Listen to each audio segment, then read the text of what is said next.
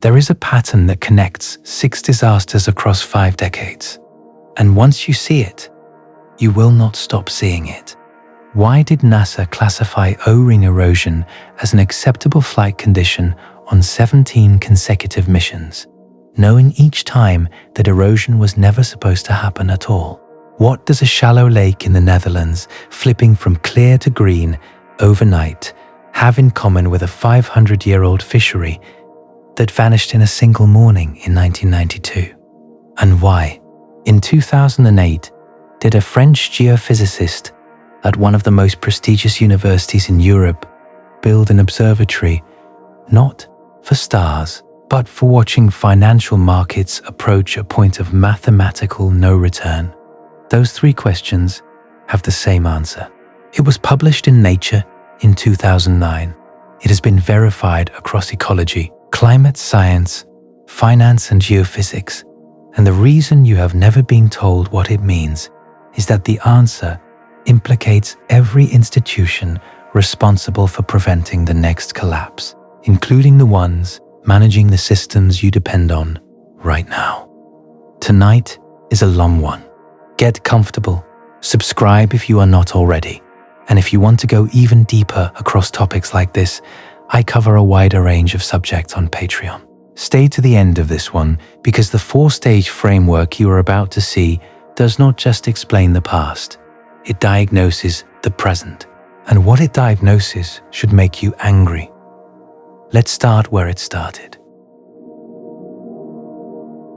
In 1985, a mechanical engineer in Utah sat down at his desk and wrote a memo predicting that 7 people were going to die. He addressed it to his vice president of engineering. He used the word catastrophe. He capitalized it. He underlined it. He explained, with the specificity of a man who understood exactly what he was looking at, that the rubber seals on the solid rocket boosters of the space shuttle would fail in cold weather, and that when they failed, the vehicle would be destroyed and everyone on board would be killed. The memo was dated July 31st, 1985. It was filed 6 months later, on the morning of January 28th, 1986. The Space Shuttle Challenger launched at 11:38 a.m. Eastern Standard Time in temperatures that had dropped to 36 degrees Fahrenheit overnight. 73 seconds after liftoff, the O-ring on the right solid rocket booster failed exactly the way the memo said it would. The vehicle broke apart. All 7 crew members died. The engineer's name was Roger Boisjoly. 20 years later, on August 27, 2005, an Indian economist named Raghuram Rajan stood up at the Federal Reserve's annual Jackson Hole Symposium, a conference that exists mainly to celebrate the institution hosting it, and delivered a paper with a title that nobody in the room wanted to hear. The title was, "Has Financial Development Made the World Riskier?" His answer was yes. He laid out, with data, with models, with the precision of someone who had actually read the contracts underlying the instruments he was describing, that the global financial system had been engineered to concentrate catastrophic risk in exactly the places where it was least visible and least understood. The response from the room was immediate. Lawrence Summers, former Treasury Secretary and one of the most powerful economists alive, stood up and called Rajan's analysis misguided. He called Rajan himself a Luddite. A senior Federal Reserve official approached Rajan afterward and said, privately, "This is not a problem because the private sector knows how to take care of itself. These are very smart people." 3 years later, the private sector lost $9 trillion in household wealth in 18 months. And the phrase, "no one could have seen it coming," became the official post-mortem of the worst financial crisis since 1929.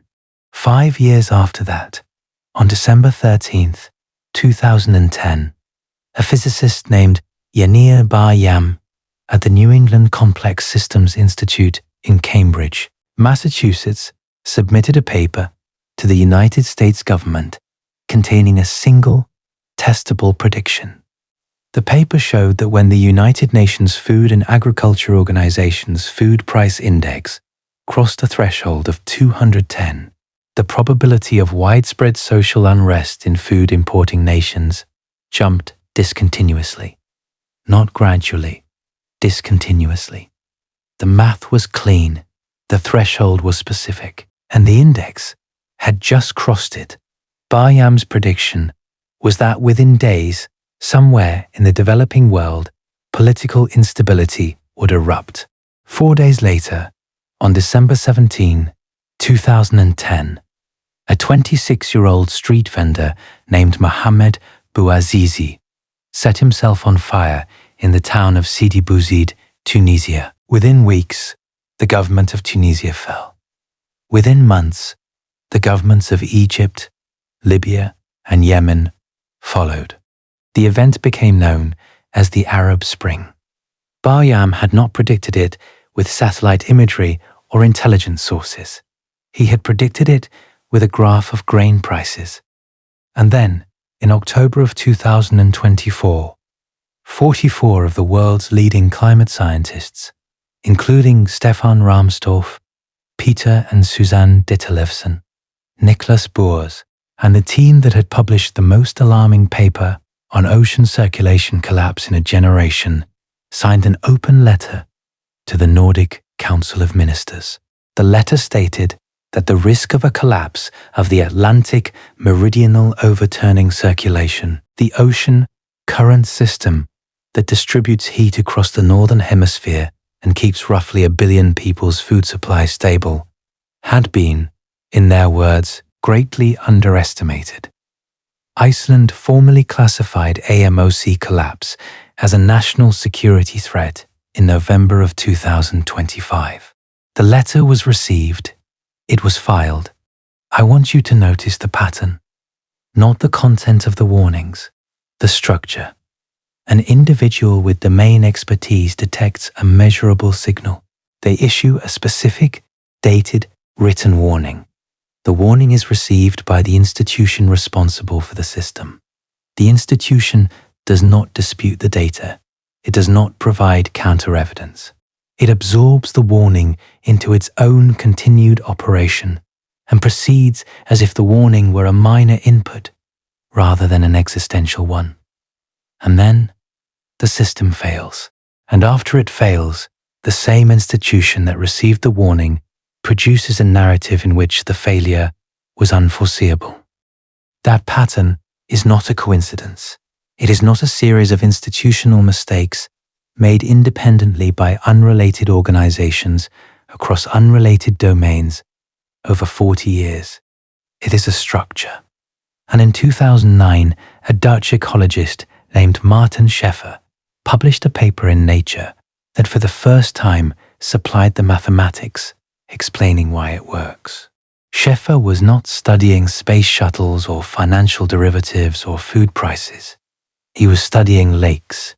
And I need you to understand who Scheffer is, because his biography is part of the argument. Marten Scheffer was born in Amsterdam in 1958. He studied biology at Utrecht University, graduated with distinction in 1985, and took his PhD at Utrecht in 1992. He became a professor of aquatic ecology and water quality management at Wageningen University in 1998. He is also a classically trained violinist. He plays mandolin and guitar. He has organized theater productions connecting art and science. In 2009, he won the Spinoza Prize, the highest scientific award in the Netherlands. Worth €2.5 million, with a citation that honored him for his groundbreaking contribution to understanding critical turning points in complex systems, varying from transitions in shallow lakes to climate change and the collapse of ancient cultures. He is an external faculty member at the Santa Fe Institute the global center for complexity science. I am telling you this not because it is interesting background, but because it matters that the person who formalized the mathematics of system collapse is not a doomsayer, or an outsider, or a polemicist. He is one of the most decorated ecologists in Europe, a man who plays violin and studies how lakes die, and what he found in the data terrified him enough to spend the next 15 years applying it to every complex system he could get time series data for. Scheffer was studying lakes, shallow lakes in the Netherlands specifically, and the way they flip between two states, clear water dominated by vegetation and turbid water dominated by algae, and the deeply uncomfortable fact that the flip between these states is not gradual. You do not slowly add phosphorus to a clear lake and watch it slowly become murky. You add phosphorus for years and the lake stays clear and clear and clear. And then one morning, it is green and opaque, and no amount of reducing phosphorus to its previous level will bring the clarity back. The system has crossed a threshold. It has tipped into a new basin of attraction. And the transition is irreversible at any practical timescale, because the new state, the turbid state, has its own self-reinforcing dynamics that hold it in place. Ecologists call this hysteresis. Mathematicians call it a fold bifurcation. But the word that matters, the word that connects a Dutch lake to a space shuttle, to a financial system, to an ocean current, is the word Scheffer used in the title of his 2009 paper. The title was Early Warning Signals for Critical Transitions. It was published in Nature, volume 461, on September 3, 2009, with 10 co-authors, including Stephen Carpenter, Vassilis Dakos, George Sugihara, and Herman Held. And the central claim of the paper was this: complex dynamical systems, whether they are lakes, climate systems, financial markets, or ecosystems, exhibit generic, mathematically detectable warning signals as they approach a tipping point. Not specific signals that differ from system to system. Generic signals, universal ones, signals that appear in the mathematics of any system that is losing its grip on stability, regardless of what that system is made of or what it does. And buried in the mathematics that predicts those warning signals is a second finding that Scheffer's team does not advertise in the abstract, a finding about why, across every domain where these signals have been detected, the detection has never once prevented the collapse. I spent an unreasonable amount of time reading about this, and what I found is not a collection of unrelated disasters. It is a single, repeating architecture with 4 distinct phases that has played out identically in aerospace, nuclear engineering, fisheries management, financial regulation, and ancient civilization. The same 4 stages, the same sequence, the same outcome. And if the mathematics is right, and nobody in the field disputes that the mathematics is right, then you and I are currently living inside stage 3 of that architecture. And stage 3 has a perfect record. It has never, in the documented history of complex system failure, led to the collapse being prevented. Not once. So here is what the 4 stages look like. Because once you see the pattern, you will not be able to unsee it. And every headline you read for the rest of your life will sort itself into one of these 4 categories without your permission. Stage 1 is success. The system works. The space shuttle program delivers mission after mission. The financial system generates unprecedented wealth. The Newfoundland cod fishery feeds millions. The late Bronze Age trade network connects civilizations from Egypt to Mesopotamia to the Aegean. The system is complex. It is tightly coupled, and it is producing returns. Nobody questions it during stage 1 because there is nothing to question. the system is evidence of its own validity. This is important. The confidence is not irrational. The system genuinely works. Stage 1 is real. Stage 2 is normalization. Anomalies begin appearing and are reclassified as acceptable.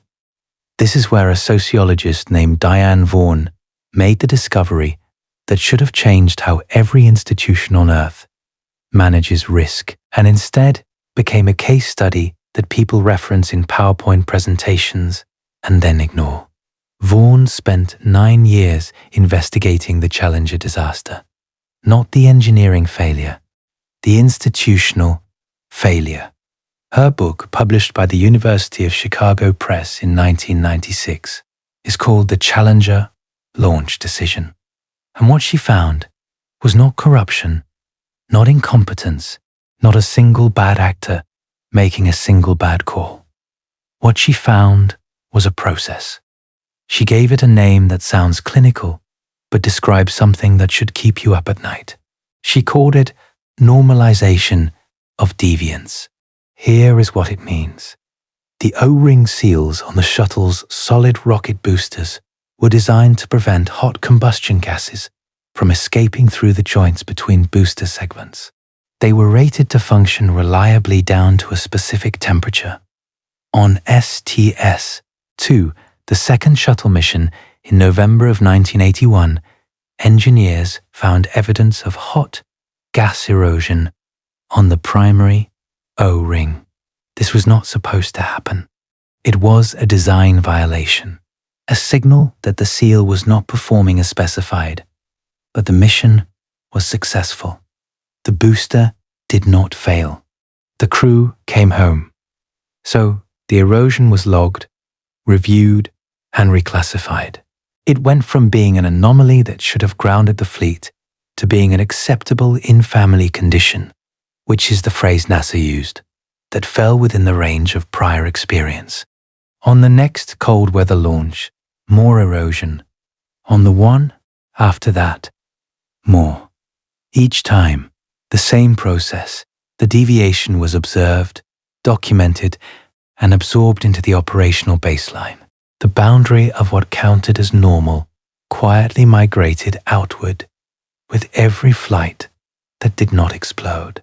And Vaughan's insight, the one that turns this from a NASA story into a universal principle, is that this process is invisible to the people inside it. Nobody at NASA decided that O-ring erosion was acceptable. The category of acceptable expanded incrementally, mission by mission, until the boundary included conditions that would have been unthinkable 5 years earlier. The system was not ignoring the warning signs. It was metabolizing them, turning them into evidence that the current operating parameters were safe because the vehicle had not yet failed. And the vehicle not failing was the only data point that mattered to a system whose survival depended on continued launches. NASA's own internal safety documentation now defines normalization of deviance using Vaughan's exact language. Social normalization of deviance means that people within the organization become so much accustomed to a deviation that they do not consider it as deviant, despite the fact that they far exceed their own rules for elementary safety. That sentence is in a NASA safety briefing published after the Columbia disaster in 2003, because Vaughan consulted on Columbia, and she found the exact same pattern. The foam insulation that struck Columbia's wing on launch had been striking the shuttle's thermal protection system on every flight for years. It had been reclassified as a maintenance issue rather than a flight safety issue.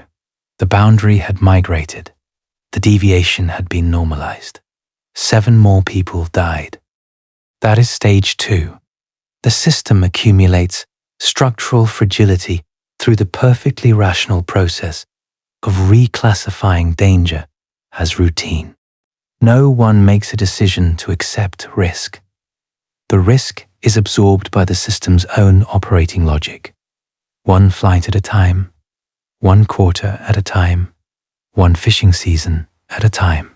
But here is where it gets worse.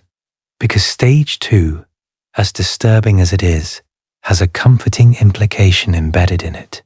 The comforting implication is that if the right person looked hard enough at the data, they would see the drift. They would recognize that the boundary had moved. They would sound the alarm, and the system would correct. Stage 3 is the proof that this is wrong. Stage 3 is detection. The right person does look at the data. They do see the drift. They do sound the alarm. And the alarm is absorbed by the same system that absorbed the deviance. This is the stage where the engineer writes the memo, where the economist delivers the paper, where the scientist publishes the warning.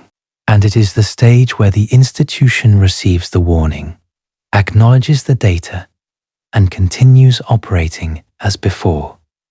Not because the institution is corrupt, not because the people in charge are stupid, but because responding to the warning would require the system to dismantle some part of the architecture that is currently generating returns. The cost of heeding the warning is immediate, specific, and institutional. The cost of ignoring it is probabilistic, deferred, and distributed. And in every complex system that has ever been studied, that math resolves the same way. Roger Boisjoly is the purest documented case of stage 3 in the modern era. He did not lack data. He did not lack courage.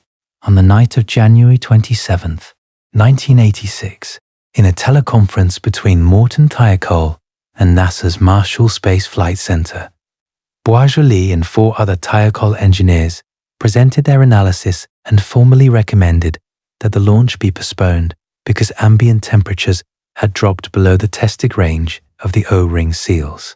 Scheffer's management initially agreed. They transmitted a formal no-launch recommendation to NASA.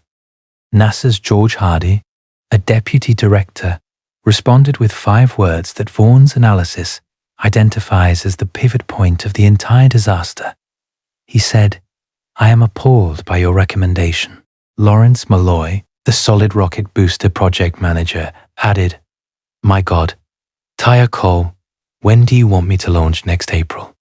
Scheffer's senior management requested an offline caucus. During that caucus, General Manager Jerry Mason turned to the engineers and said something that I think is one of the most important sentences ever spoken in the history of organizational failure. He said, "Take off your engineering hats and put on your management hats." The recommendation was reversed. The launch was approved. The shuttle was cleared. And 73 seconds later, 7 people were dead because every element of stage 3 had been executed flawlessly. The signal was detected. The warning was issued. The data was clear. And the system metabolized it. Boisjoly testified to the Rogers Commission. He turned over his memos. He provided his handwritten notes from the teleconference.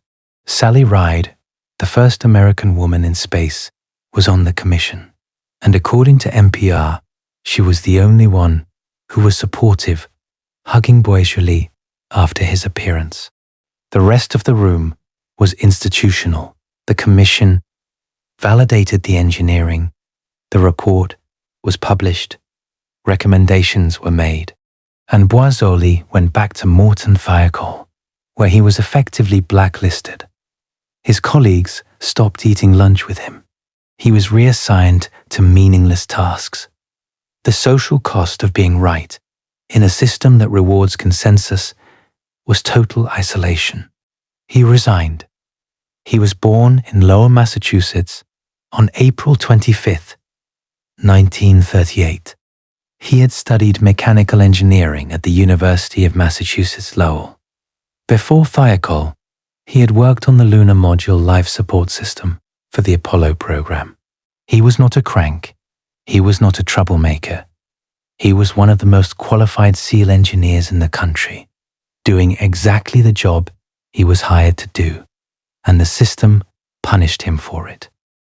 He won the American Association for the Advancement of Science Award for Scientific Freedom and Responsibility in 1988. He won the Cavallo Foundation Prize in 1990, and then he spent the remaining 22 years of his life, until his death on January 6, 2012, at 73 years old, giving lectures at universities about what had happened. He donated his entire Challenger archive to Chapman University. He gave over 300 talks. He became, in his own words, a professional Cassandra. And 17 years after the disaster, when Columbia broke apart on re-entry on February 1st, 2003, and Vaughan was brought in to investigate, she found normalization of deviance still operative inside the same organization, with the same dynamics, producing the same outcome. The foam insulation that struck Columbia's wing had been striking the shuttle's thermal protection system on nearly every flight. It had been reclassified as a maintenance issue rather than a flight safety issue. The boundary had migrated. The deviation had been normalized. 7 more people died. And Boisjoly's 300 lectures were by that point part of the curriculum at dozens of engineering schools. Think about what that means. Stage 3 did not prevent the failure. Stage 3 did not even slow the recurrence. The warning was issued, heard, validated, honored, with an award integrated into the curriculum, and it changed nothing structural about the system that produced the failure. Boisjoly's 300 lectures became content. They became case studies. They became exactly the kind of institutional knowledge that a system absorbs without acting on.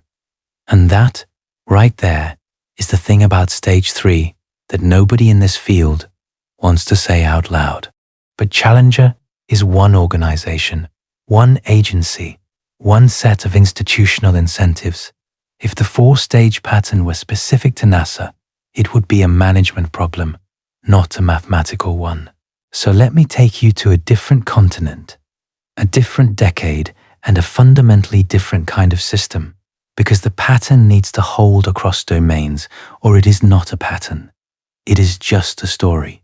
On April 26, 1986, 3 months after Challenger, the number 4 reactor at the Chernobyl nuclear power plant in northern Ukraine experienced a catastrophic power excursion during a safety test. The explosion and subsequent fire released roughly 400 times more radioactive material than the atomic bomb dropped on Hiroshima. And the man whose story I need to tell you is not one of the operators who made the decisions that night.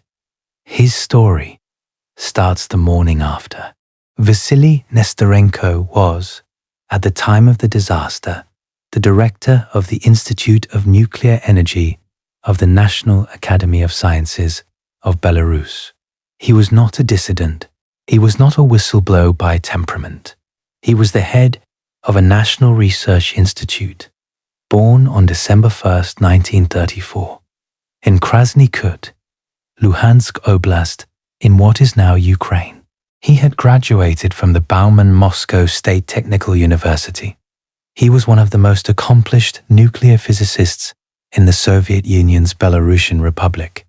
On April 27th, he flew over the burning reactor in a helicopter with academician Valery Legasov to assess the radiation plume. What Nesterenko saw, and what his instruments confirmed, was that the situation was far worse than the Soviet government was reporting. The graphite moderator was burning. The core was exposed. Radioactive contamination was being carried by wind across the border into Belarus, where children were playing outside, drinking milk from cows grazing on contaminated grass, breathing air laced with iodine-131 and cesium-137. His calculations showed that if the molten corium, the mass of nuclear fuel and structural material that was burning through the floor of the reactor building, reached the water-filled bubbler pools beneath the reactor. The resulting steam explosion would have released energy he estimated at 3 to 5 megatons. To put that in context, the bomb dropped on Hiroshima was approximately 15 kilotons. Nesterenko was calculating an explosion 200 to 300 times more powerful. An explosion of that magnitude would have rendered a significant portion of Europe uninhabitable. 3 divers were eventually sent in to drain the bubbler pools manually, in water contaminated with radioactive debris, in what remains one of the most extraordinary acts of human courage in the 20th century.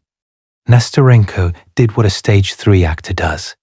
He compiled the data, he wrote the reports, he went to government officials in Minsk with his measurements and his models. He campaigned publicly and privately for the distribution of potassium iodide tablets to protect Belarusian children's thyroid glands from radioactive iodine. The cost of the tablets was trivial. The benefit was medically established. The distribution was logistically straightforward. The government refused, not because it disputed the science, because acknowledging the need for iodine prophylaxis would have been an implicit admission that the radiation levels were dangerous, which would have contradicted the official position that the situation was under control. The system could not hear the warning, because hearing it would have required the system to admit it was wrong. Nesterenko then took a step further. He began distributing dosimeters to families so they could measure their own radiation exposure rather than relying on government figures that he knew were fabricated. He measured cesium-137 contamination in children's bodies using whole body counters. And the system responded exactly the way Stage 3 predicts. He was not refuted. He was not shown to be wrong. He was removed. In July of 1987, he was dismissed as institute director. His laboratory equipment was confiscated. The KGB threatened to have him committed to a psychiatric hospital. He was branded a dissident. His funding was terminated. He co-founded the independent Belrad Institute of Radiation Safety in 1990 with a handful of colleagues, scraping together resources to measure cesium contamination in children using equipment he had to build himself. He suffered 2 strokes. He received an official disability designation from radiation exposure sustained during his helicopter overflight.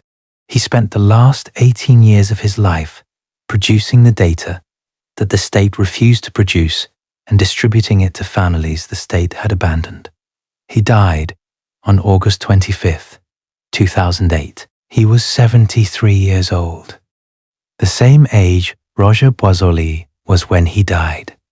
That is not a meaningful coincidence, but it is the kind of detail that stays with you when you are reading about these people at 2 a.m, and the pattern starts to feel less like a historical observation and more like a law. But even 2 cases, even Challenger and Chernobyl, across 2 different political systems and 2 completely different technologies, could be explained by the unique pressures of Cold War-era institutions. So let me show you the pattern in a system that has no rockets, no reactors, and no geopolitics. A system that should have been the simplest possible test case for whether human institutions can hear a warning and respond. The northern cod fishery off the coast of Newfoundland had been continuously productive for over 500 years.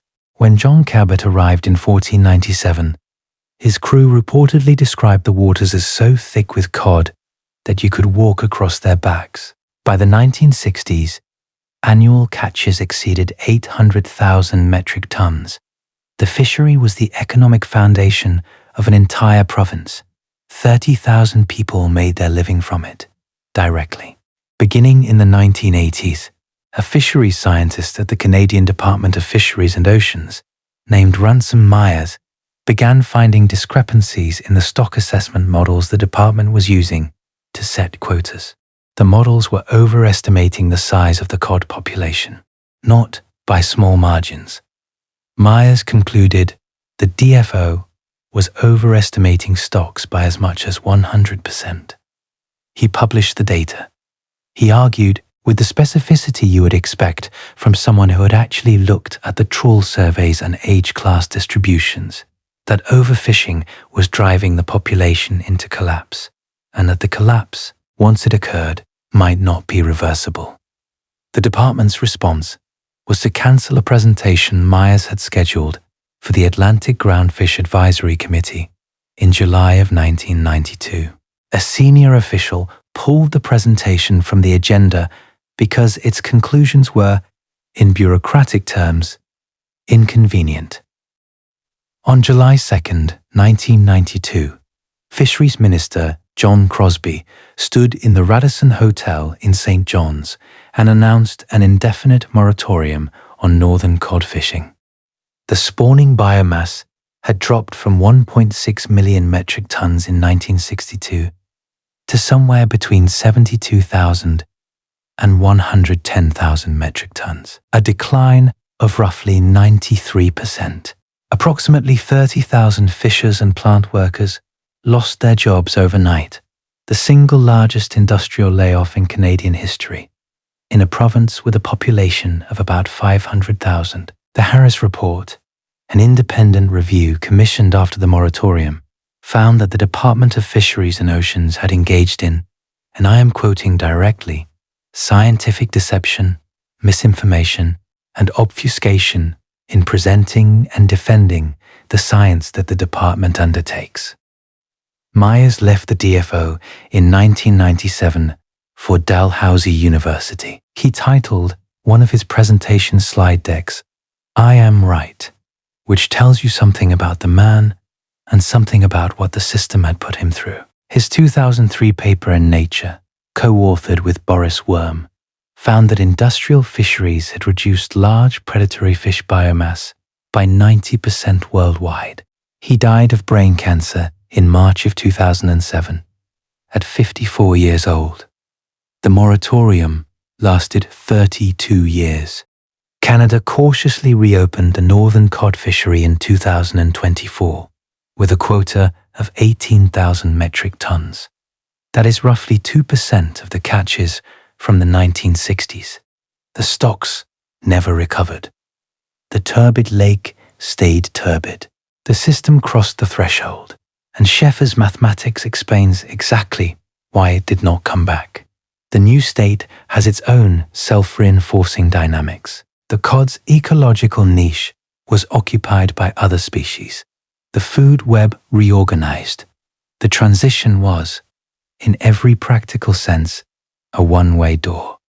So now you have seen the pattern in aerospace, in nuclear engineering, and in fisheries management. 3 completely different domains, 3 completely different institutional structures, 3 completely different scales of complexity. And in each case, the same 4 stages: success, normalization, detection, and dismissal. Collapse, followed by a narrative of unforeseeability. And this is the point in the script where I need to correct a misconception that almost everyone holds about these events, because the correction is the thing that turns the pattern from a story about bad institutions into something much more disturbing. The misconception is that these collapses were caused by the triggering event, that Challenger was destroyed by the cold weather, that Chernobyl was caused by the operators running an unauthorized safety test, that the cod collapsed because of a sequence of bad fishing seasons. These narratives are comforting because they imply that if the trigger had not occurred, the system would have survived. If the temperature had been 5 degrees warmer on January 28th, Challenger would have been fine. If the operators had not disabled the safety systems on the night of April 26th, Chernobyl would not have exploded. If the DFO had set slightly lower quotas in 1988, the cod would have recovered. This is wrong, and the reason it is wrong goes back to a Danish physicist named Per Bak, who in 1987, with Chao Tang and Kurt Wiesenfeld, published a paper in Physical Review Letters, Volume 59, pages 381 through 384. That should have permanently changed how everyone thinks about catastrophic events. The paper was titled Self-Organized Criticality, an explanation of 1 per F noise. And the experiment was absurdly simple. Drop grains of sand, one at a time, onto a pile. Watch what happens. What happens is that the pile self-organizes without any external tuning to a critical state. In the critical state, the distribution of avalanche sizes follows a power law. Small avalanches are common. Medium avalanches are less common. Large avalanches are rare. But, and this is the point that changes everything about how you should think about catastrophe, the size of any individual avalanche is determined not by the grain of sand that triggered it, but by the state of the pile at the moment of impact. The same grain dropped on the same pile 1 moment earlier or later might trigger an avalanche 10 times larger or 100 times smaller. The trigger is not the cause. The state is the cause. There is no such thing as a special grain of sand. Think about what that means for the stories you have been told about disasters. The news always identifies the trigger. The cold weather caused Challenger. The operators caused Chernobyl. The subprime mortgages caused 2008. The news never says the system was at criticality, and any perturbation of sufficient proximity would have produced the same outcome. Because that framing does not assign blame. It does not create a narrative with a villain and a solution. It says the system itself was the problem. And that is a sentence no institution has ever been willing to speak. Bach was Danish, born in 1948, trained at the Technical University of Denmark with a PhD in 1974, and spent most of his career at Brookhaven National Laboratory on Long Island. He was famous for 2 things: his insight and his personality.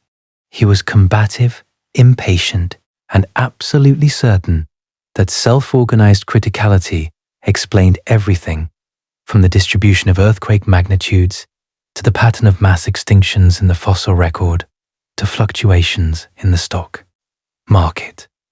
Physics World's obituary records that, faced with many skeptics, Bach pursued the implications of his theory at a number of institutions, including the Brookhaven National Laboratory, the Santa Fe Institute, the Niels Bohr Institute in Copenhagen, and Imperial College London.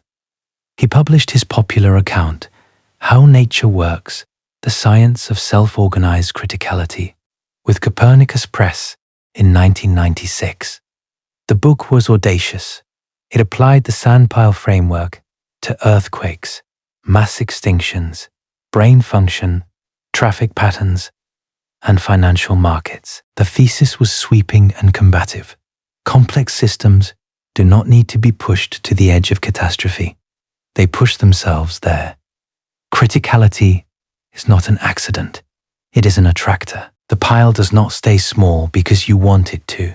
It grows to the critical angle because that is what the physics of granular media demands. And when the avalanche comes, asking which grain caused it is like asking which raindrop caused the flood. The answer is all of them, and none of them. Bach died of myelodysplastic syndrome on October 16, 2002, at 54 years old, while a professor at Imperial College London, the same age Ransom Myers was when he died of brain cancer 5 years later. I do not know what to do with that, except notice it and move on. The point of Bach's work for this story is precise. In a system that has self-organized to criticality, the trigger is irrelevant. The cold weather did not destroy Challenger. The accumulated normalization of O-ring erosion over 24 previous missions destroyed Challenger. The operators did not cause Chernobyl. The RBMK reactor's positive void coefficient, known and documented and accepted as an in-family condition for years, caused Chernobyl. The 1991 fishing season did not collapse the cod. 2 decades of systematic overestimation and institutional resistance to corrective data collapsed the cod. In every case, the system was sitting at the critical state. Any grain of sand would have done it. And that reframes the entire 4-stage pattern. Stage 2, the normalization of deviance, is the process by which the system pushes itself toward criticality. Each normalized anomaly is a grain of sand added to the pile without triggering an avalanche, which the system interprets as evidence that the pile is stable. And stage 3, the detection and dismissal of the warning, is the system's response to someone pointing at the pile and saying the geometry is unsustainable. The system cannot hear that warning because acting on it would mean reducing the height of the pile, which means undoing the complexity and the returns that the pile currently generates. I want to stop here for a moment because this is where the mathematics stops being a metaphor and starts being an equation. And the equation is what connects Bach's sand pile to Scheffer's lakes, to the specific, measurable, currently active warning signals that multiple independent research groups are detecting in multiple global systems right now. Scheffer's 2009 Nature paper identified the mathematical signature. When a complex dynamical system approaches a critical transition, a tipping point, the dominant eigenvalue of its Jacobian matrix approaches 0. If you are not a mathematician, here is what that means in physical terms, and I promise you this is the most important piece of mathematics you have never been taught. Imagine a ball sitting in a bowl. Push the ball and it rolls back to the center. The steeper the sides of the bowl, the faster it returns. That restoring force, that tendency to snap back, is the system's resilience. Now imagine the bowl is getting shallower. Slowly, over time, the sides are flattening. You push the ball and it still returns, but it takes longer. It oscillates more on the way back. It wanders further from center before it recovers. The ball does not know the bowl is flattening. You, watching the ball, might not notice either, because the ball always returns. But the recovery time is your early warning signal. It is the system telling you, in the only language physics has, that the restoring force is weakening. And if the bowl continues to flatten, there will come a moment when the ball does not return at all. It rolls over the edge and into a different basin, a new state. And the transition, when it comes, is not gradual. It is sudden, because the critical point is a cliff, not a slope. You approach it slowly, and then you are over it. That is critical slowing down. And it produces 4 measurable signatures in any time series data from the system. The system's recovery time after a disturbance gets longer. Push a healthy system off balance, and it snaps back quickly. Push a system approaching a tipping point off balance, and it takes longer and longer to return. Eventually, it oscillates. Eventually, it flickers between states, and then it tips. This phenomenon, called critical slowing down, produces 4 measurable signatures in any time series data from the system. The autocorrelation at lag 1 increases, meaning each measurement becomes more similar to the one before it, because the system is recovering more slowly. The variance increases, meaning the fluctuations around the system's average state get larger because the basin of attraction is getting shallower. The skewness changes, meaning the distribution of states becomes asymmetric as one side of the potential well flattens. And in noisy systems, you get flickering, the system actually crossing the shrinking barrier between states and bouncing back producing a bimodal distribution. These four signatures are not theoretical predictions waiting for confirmation. They have been detected empirically, in real data, before real transitions, in systems ranging from shallow lakes to ancient ice cores to financial markets. Vassili Nesterenko, working with Scheffer, demonstrated in a 2008 paper in the Proceedings of the National Academy of Sciences that autocorrelation rose measurably before 8 well-documented paleoclimate transitions, including the end of the greenhouse Earth 34 million years ago and the end of the Younger Dryas. The signals were there, in the data, before the collapse. Every time.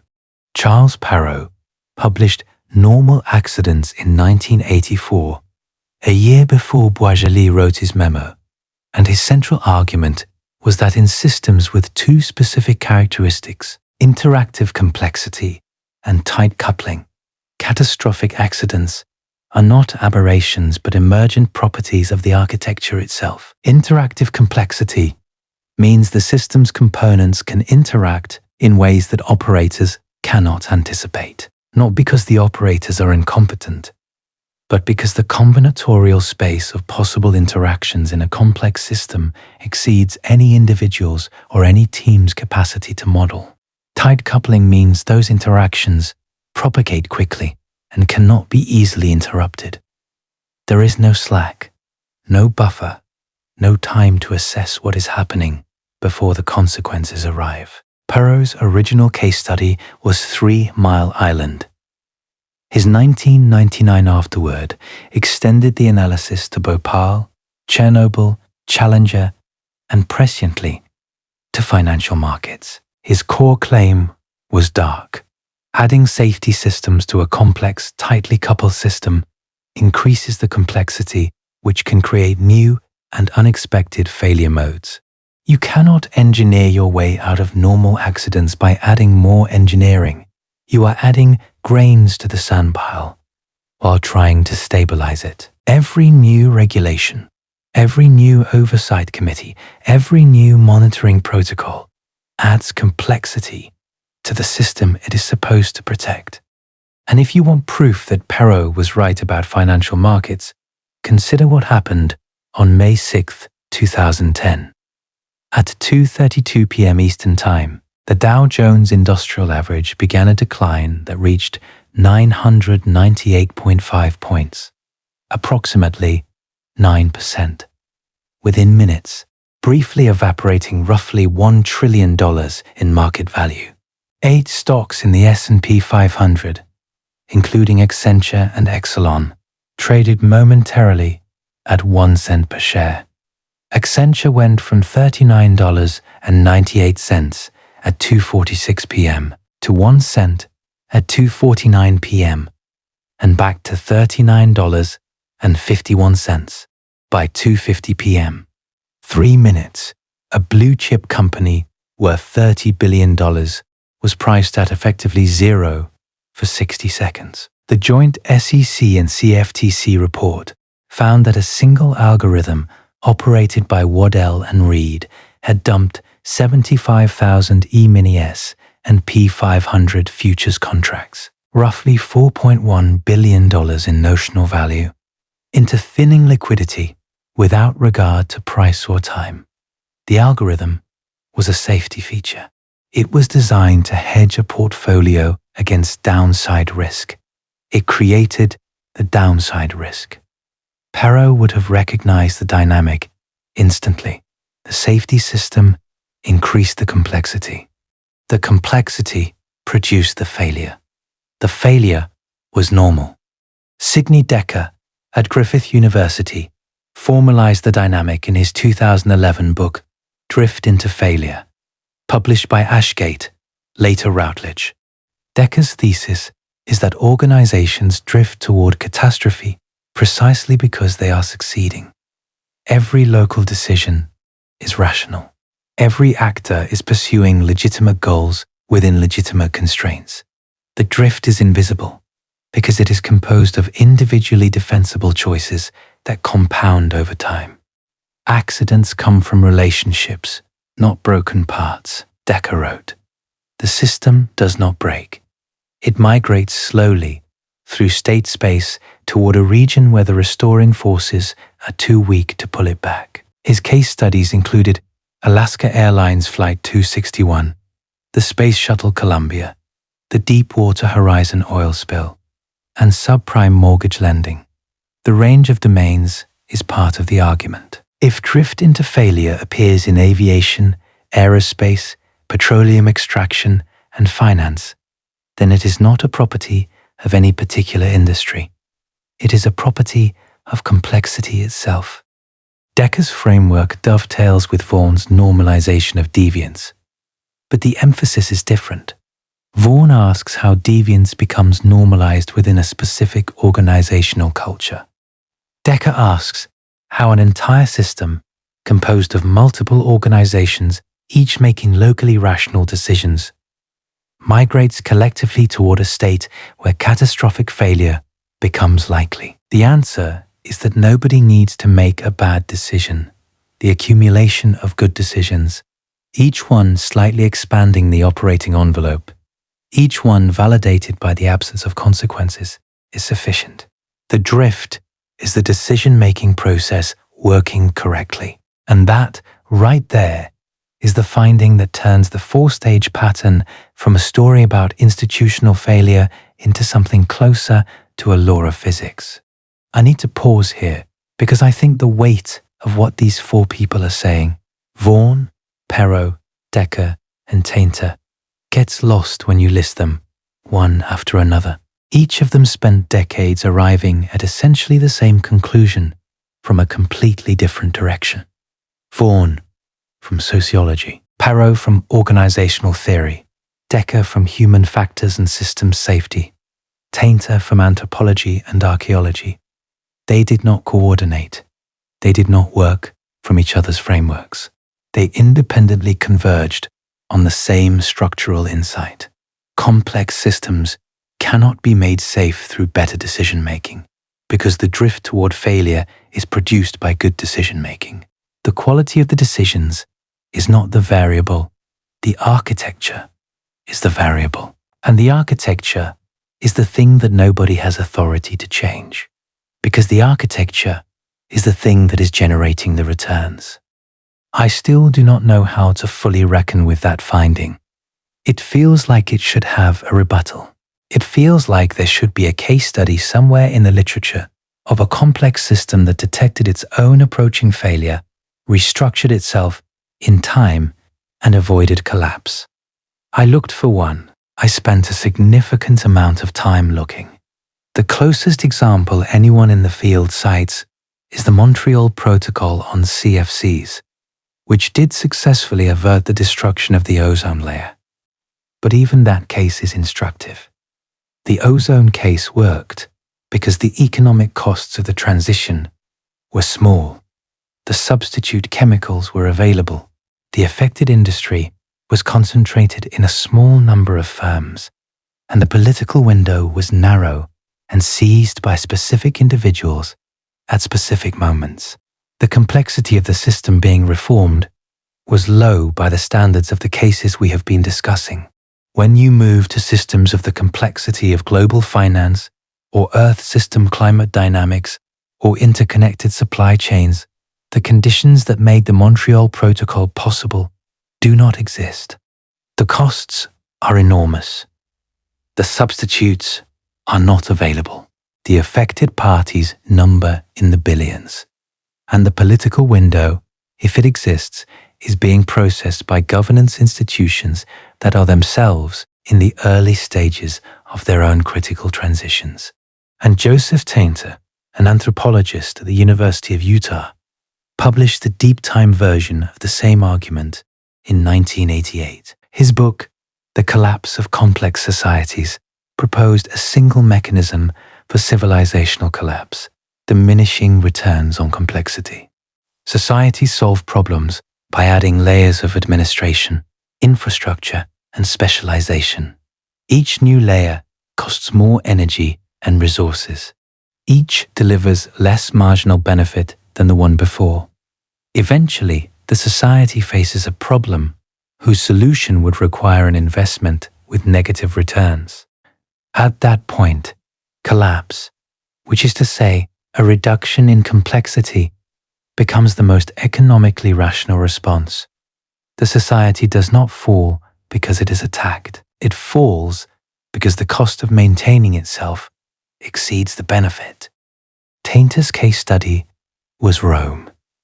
But the one I want to put in front of you is older, because it maps onto the modern situation with an uncomfortable precision that Tainter himself noted. The late Bronze Age collapse, roughly 1177 BC, was a simultaneous failure of interconnected civilizations across the eastern Mediterranean. The Mycenaeans, the Hittites, the Babylonians, the Cypriots, New Kingdom Egypt, severely weakened. Eric Klein at George Washington University argued in his 2014 book 1177 BC, The Year Civilization Collapsed, that no single cause explains it. Not drought alone, not the sea peoples alone, not earthquakes or famine or internal rebellion. Each of these stresses had been survived individually by the same civilizations at other points in their history. The Egyptians had survived drought before. The Hittites had survived military pressure before. What made 1177 different was not the severity of any individual shock, but the coincidence of multiple shocks in a system whose resilience had been eroded by centuries of increasing complexity and interdependence. The late Bronze Age was, in a sense that complexity scientists use without irony, globalized. Tin from Afghanistan reached the Aegean through a chain of intermediary kingdoms. Copper from Cyprus was smelted with that tin to make the bronze that armed every military in the region. Egyptian grain flowed north. Mycenaean pottery flowed south. The administrative systems that managed these trade relationships were, by the standards of the ancient world, extraordinarily complex. And that complexity was the vulnerability. When one node in the network failed, the absence of its production and consumption rippled outward through every connected node, reducing their resilience, making them more vulnerable to their own local stresses, until the cascading failure consumed the network. Klein wrote, when one society disintegrated, its sudden absence from the interconnected global economy became a new stressor on its surviving neighbors, until at last, domino-like, the whole thing came down. That sentence could describe the 2008 financial crisis without changing a word. Lehman Brothers collapses.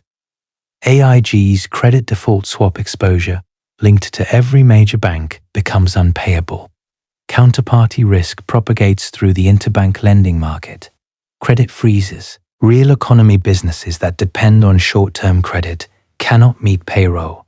The cascade runs through the network the same way it ran through the Bronze Age trade network 3,200 years earlier. It could also describe a future scenario in which AMOC weakening triggers Amazon dieback, which triggers accelerated carbon release, which triggers ice sheet destabilization. The architecture is the same: tight coupling, complexity, diminishing returns on the systems designed to manage both. And when someone inside the system detects the mathematical signature of approaching failure, the system does not respond by decoupling. It cannot. Decoupling would mean dismantling the architecture that generates the returns. The cost is immediate and certain. The benefit is probabilistic and deferred. And here is where it gets worse, because everything I have described so far, the normalization of deviance, the drift into failure, the self-organized criticality, the critical slowing down, these are all descriptions of what happens before the transition. They describe the approach. They describe stage 2 and the early dynamics of stage 3. But there is a physicist who went further, a physicist who claimed not just that catastrophes are preceded by detectable signals, but that the largest catastrophes, the ones everyone says were unpredictable, are in fact the most predictable of all. And that claim puts him in direct opposition to the most popular theory of risk in the world. Nassim Taleb published The Black Swan in 2007, and the thesis entered the culture almost immediately. Catastrophic events are unpredictable. They sit in the fat tails of probability distributions where models cannot reach. The rational response is not to try to predict them, but to build systems that benefit from volatility. Systems Taleb later called anti-fragile. The Black Swan framework is elegant. It is rhetorically powerful. It flatters the human desire to believe that the worst outcomes are genuinely unforeseeable rather than merely unattended to. And according to a French geophysicist named Didier Sornette, it is partially wrong. Sornette was born in Paris in 1957. He trained at the École Normale Supérieure, joined the CNRS at 24, held a professorship in geophysics at UCLA from 1996 to 2006, and became chair of entrepreneurial risks at ETH Zurich, one of the most prestigious technical universities in the world. He is now also a chair professor and dean at the Southern University of Science and Technology in Shenzhen. His career trajectory tells you something about the kind of mind that sees a pattern in the fracture mechanics of composite materials and asks whether the same equations describe the death of a stock market. Because that is exactly what happened. In the 1990s, Sornette was studying how materials fail under stress, the way cracks propagate through a substrate, the way the rate of acoustic emissions accelerates before a catastrophic rupture, and he noticed that the mathematical signature of that acceleration, a power law decorated with log periodic oscillations converging on a finite time singularity, looked identical to what he was seeing in financial time series before major crashes. Sornette's counter to Taleb is precise and empirically testable. He does not deny that some catastrophic events are unpredictable. He agrees that the tails of many distributions are fat and that rare events are underpriced by standard models. What he argues is that the very largest events, the ones he calls Dragon Kings, are generated by a different mechanism entirely. They are not random draws from a power law tail.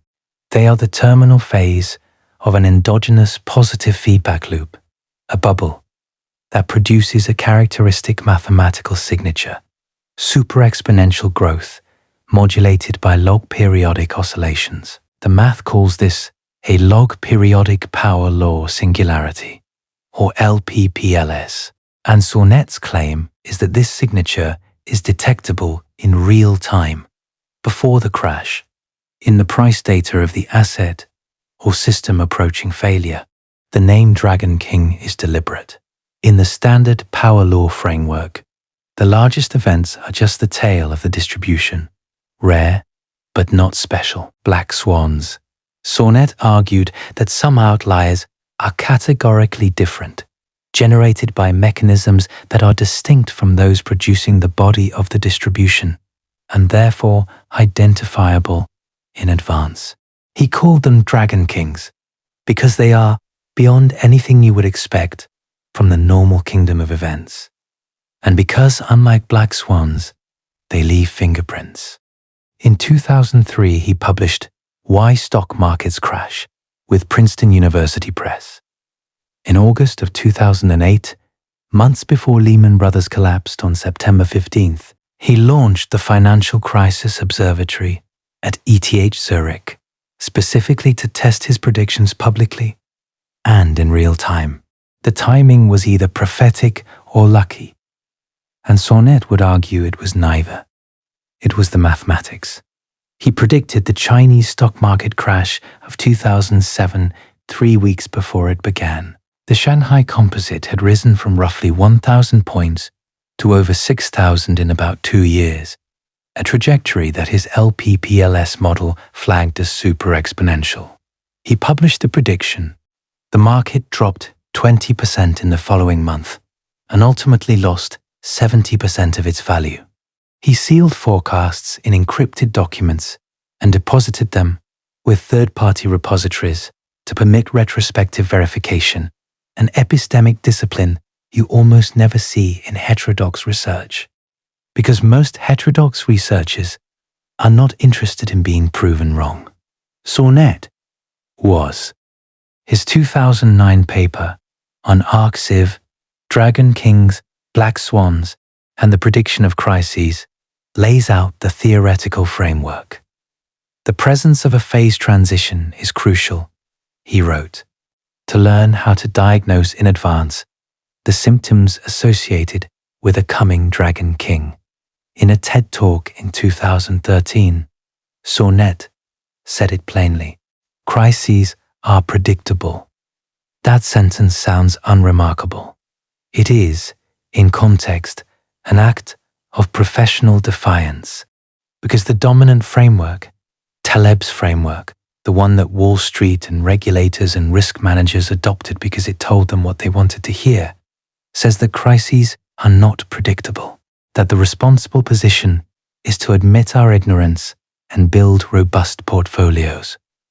Sornette's position is that this is a convenient abdication, that the math shows otherwise, and that the reason the math is not acted upon is the same reason Boisjoly's memo was not acted upon, the same reason Myers' data was not acted upon, the same reason Vaughan and Ransom and Nesterenko were not heard. The system cannot profit from the warning. It can only profit from continued operation. And to understand how deep this dynamic runs in the financial system specifically, you need to understand what happened in September of 1998, because it is the prequel to 2008, and it is the moment where Stage 3 in global finance became visible for the first time. Long-term capital management was a hedge fund run by John Merriweather, a former Salomon Brothers bond trader, with Nobel laureates Myron Scholes and Robert Merton on the board. The fund had approximately $5 billion in capital. Through derivatives and leverage, it had built positions with a notional value exceeding $1 trillion, spread across 15 major Wall Street counterparties. The fund's models assumed that the relationships between bond prices that had held during normal market conditions would continue to hold during stress. In August of 1998, Russia defaulted on its domestic debt, and a global flight to quality blew through every correlation assumption the models were built on. Within weeks, LTCM lost nearly $4.5 billion. The Federal Reserve Bank of New York organized a private bailout by 14 banks, committing $3.6 billion, because the fund's positions were so entangled with the major dealers that its disorderly collapse could have triggered a cascading failure across the banking system. Vaughan, who was CFTC chair at the time, later recalled, "I got a call from the Treasury Department probably the weekend that it nearly collapsed. I was told that the very large hedge fund was almost collapsing, that it had $1.25 trillion in notional value of over-the-counter derivatives, and it only had $4 billion in capital to support that enormous investment. I thought that LTCM was exactly what I had been worried about." She saw LTCM not as an anomaly, but as a proof of concept for her concerns about unregulated derivatives. The system that nearly collapsed in 1998 because of unregulated derivatives was used 5 months later as a reason to prevent Vaughan from regulating derivatives. Because by 1999, the markets had recovered, the fund was wound down, and the narrative was that the system had handled it, that private sector discipline had worked, that regulation was unnecessary because the smart people had taken care of it. That is Stage 2 becoming Stage 3. In real time, the near collapse was reclassified as evidence of the system's resilience rather than evidence of its fragility. I need to tell you about Brooksley Born here, because her story is the financial system's Boisjoly, and it happened at a scale that makes the challenger look like a case study for a management seminar. Bourne was appointed chair of the Commodity Futures Trading Commission in August of 1996. She was born on August 27th, 1940, which means she was 55 years old when she took the job. She was a Stanford law graduate, top of her class in 1964, the first female president of the Stanford Law Review. She was a partner at Arnold & Porter, one of Washington's most prestigious law firms. She had spent decades working on derivatives law. She was not a politician. She was a technical expert with institutional standing, which is exactly the profile of every Stage 3 actor in this story. In May of 1998, she issued a concept release, which is a formal regulatory document requesting public comment on a proposed area of oversight. The concept release did not propose new regulations. It proposed asking questions about whether the over-the-counter derivatives market, which at that time had a notional value approaching tens of trillions of dollars and was almost entirely unregulated, might benefit from some basic transparency requirements. The response was instantaneous, coordinated, and devastating. Within hours of the concept release, Federal Reserve Chairman Alan Greenspan, Treasury Secretary Robert Rubin, and Deputy Treasury Secretary Lawrence Summers issued a joint statement expressing grave concern about the CFTC's action and asked Congress to pass legislation blocking Bourne's authority. Think about the institutional dynamics of that response. 3 of the most powerful officials in the United States government issued a joint statement within hours to stop a small, independent agency from asking questions about a market they did not regulate. The velocity of the response tells you something about the stakes. The system perceived the concept release not as a regulatory proposal, but as a threat to the architecture that was generating returns. Summers reportedly called Bourne directly. Michael Greenberger, who was Bourne's director of the Division of Trading and Markets at the CFTC, later testified that Summers told her, "I have 13 bankers in my office, and they say if you go forward with this, you will cause the worst financial crisis since World War II." I want you to sit with the structure of that sentence for a moment. The warning was not that regulation would be ineffective. The warning was that regulation would cause a crisis. The mechanism used to stop oversight was the threat of the very outcome that the absence of oversight produced. The 13 bankers in Summers's office were representatives of the institutions that would, 10 years later, require $700 billion in public bailout funds to prevent their own insolvency. And they told the one person trying to regulate them that she was the danger. Bourne did not back down immediately. She continued to push for the concept release through 1998.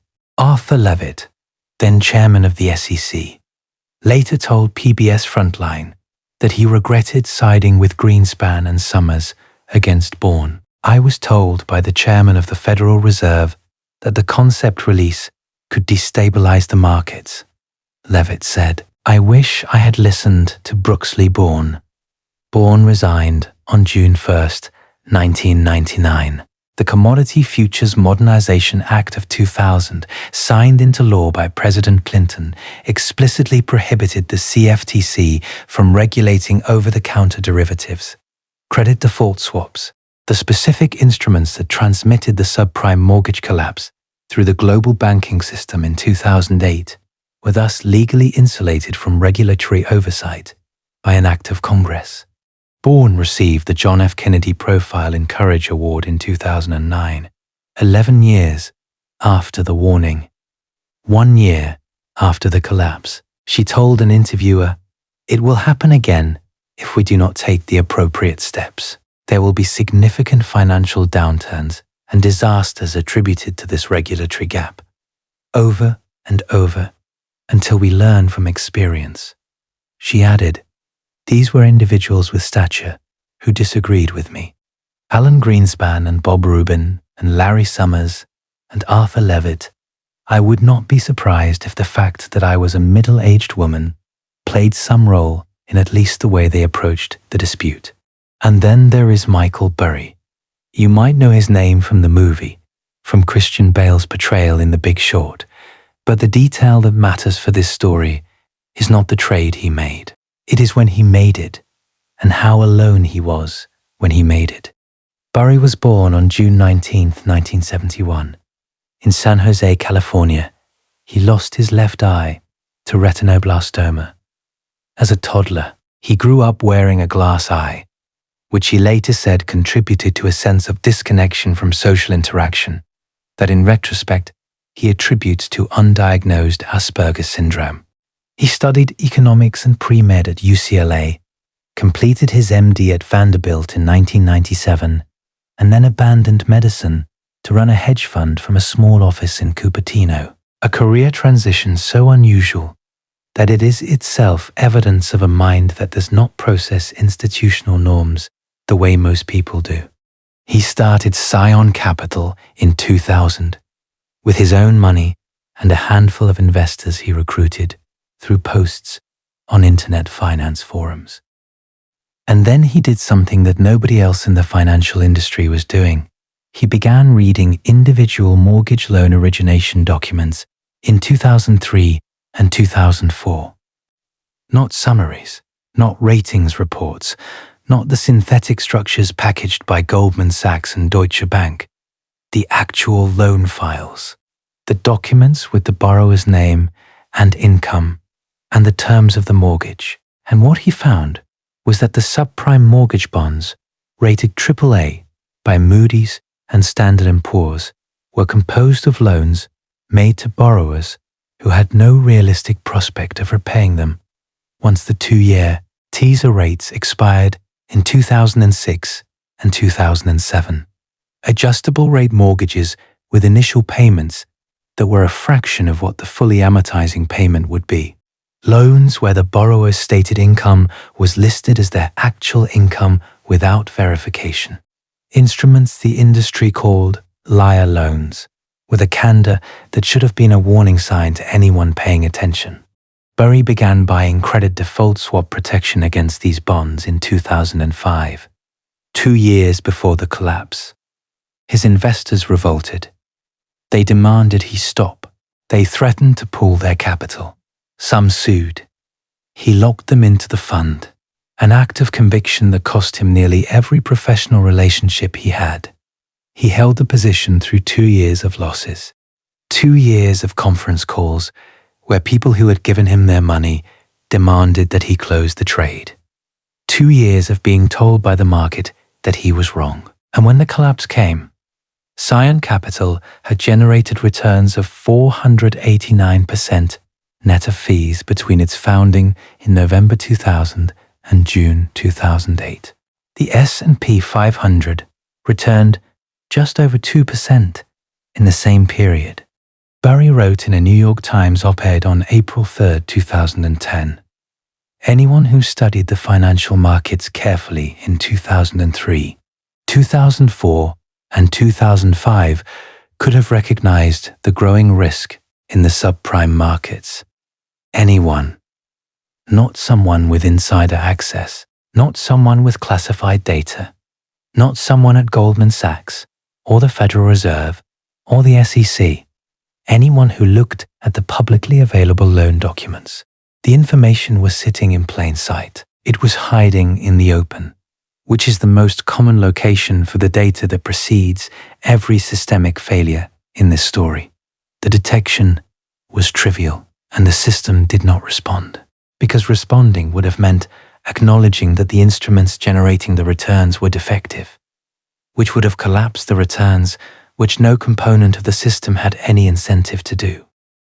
I want to come back to Rajan here because his story at Jackson Hole deserves more than the brief treatment I gave it in the opening. Raghuram Rajan was born on February 3, 1963, in Bhopal, India, PhD from MIT in 1991. He was the youngest chief economist ever appointed to the International Monetary Fund, serving from 2003 to 2006. He later became the 23rd governor of the Reserve Bank of India from 2013 to 2016. He is not a crank. He is not a perma-bear. He is one of the most credentialed economists in the world. And on August 27, 2005, he stood up at a conference designed to celebrate Alan Greenspan's tenure and said, essentially, that the financial system Greenspan had presided over was a bomb. His paper demonstrated that the financial system's structure of incentives was pushing risk into the tails. Managers were being compensated for generating alpha in normal times and were not penalized for catastrophic losses in abnormal times. Insurance products, particularly credit default swaps, created the illusion of risk transfer without actually reducing systemic exposure. And the interconnection of major financial institutions through OTC derivatives meant that the failure of any single large counterparty could cascade through the entire system. This was not theoretical. He showed the mechanism. He named the instruments. He described the incentive structures producing the behavior. Lawrence Summers dismissed him as a Luddite. The room laughed. A Freakonomics interview years later captured Rajan's recollection of a senior Fed official telling him afterward, "This is not a problem, because the private sector knows how to take care of itself." These are very smart people. 3 years later, the smart people needed $700 billion in taxpayer money to avoid insolvency, and Rajan's paper became one of the most cited documents in the postmortem literature. He published Fault Lines in 2010, extending the analysis. The title is a geological metaphor, which feels appropriate given that the mathematics of earthquakes and the mathematics of financial crises are, as Sornette demonstrated, the same. In November of 2025, Barry closed Scion Asset Management and launched a Substack newsletter. He called it Cassandra Unchained. The explicit self-identification is itself useful data. Barry is not subtle about what he thinks the pattern looks like. He has lived inside it twice. He was investigated by the FBI in 2007 for his short positions, subpoenaed, questioned, and ultimately vindicated when the bonds he bet against went to zero. And now he has disclosed put positions against some of the highest valued AI stocks in the market and compared the current moment to, in his words, the last months of the 1999 to 2000 bubble. Whether he is right this time or not is, for the purposes of this argument, secondary. What matters is the structural position he occupies, a named individual with a demonstrated track record, issuing a specific dated public warning in a market whose institutional participants have no incentive to heed it. That is stage 3. The detection is public. The data is named. The institutional response is to continue. So now you have seen the pattern in 6 domains: aerospace, nuclear engineering, fisheries, ancient civilization, financial regulation, financial markets, and in every domain, the same 4 stages.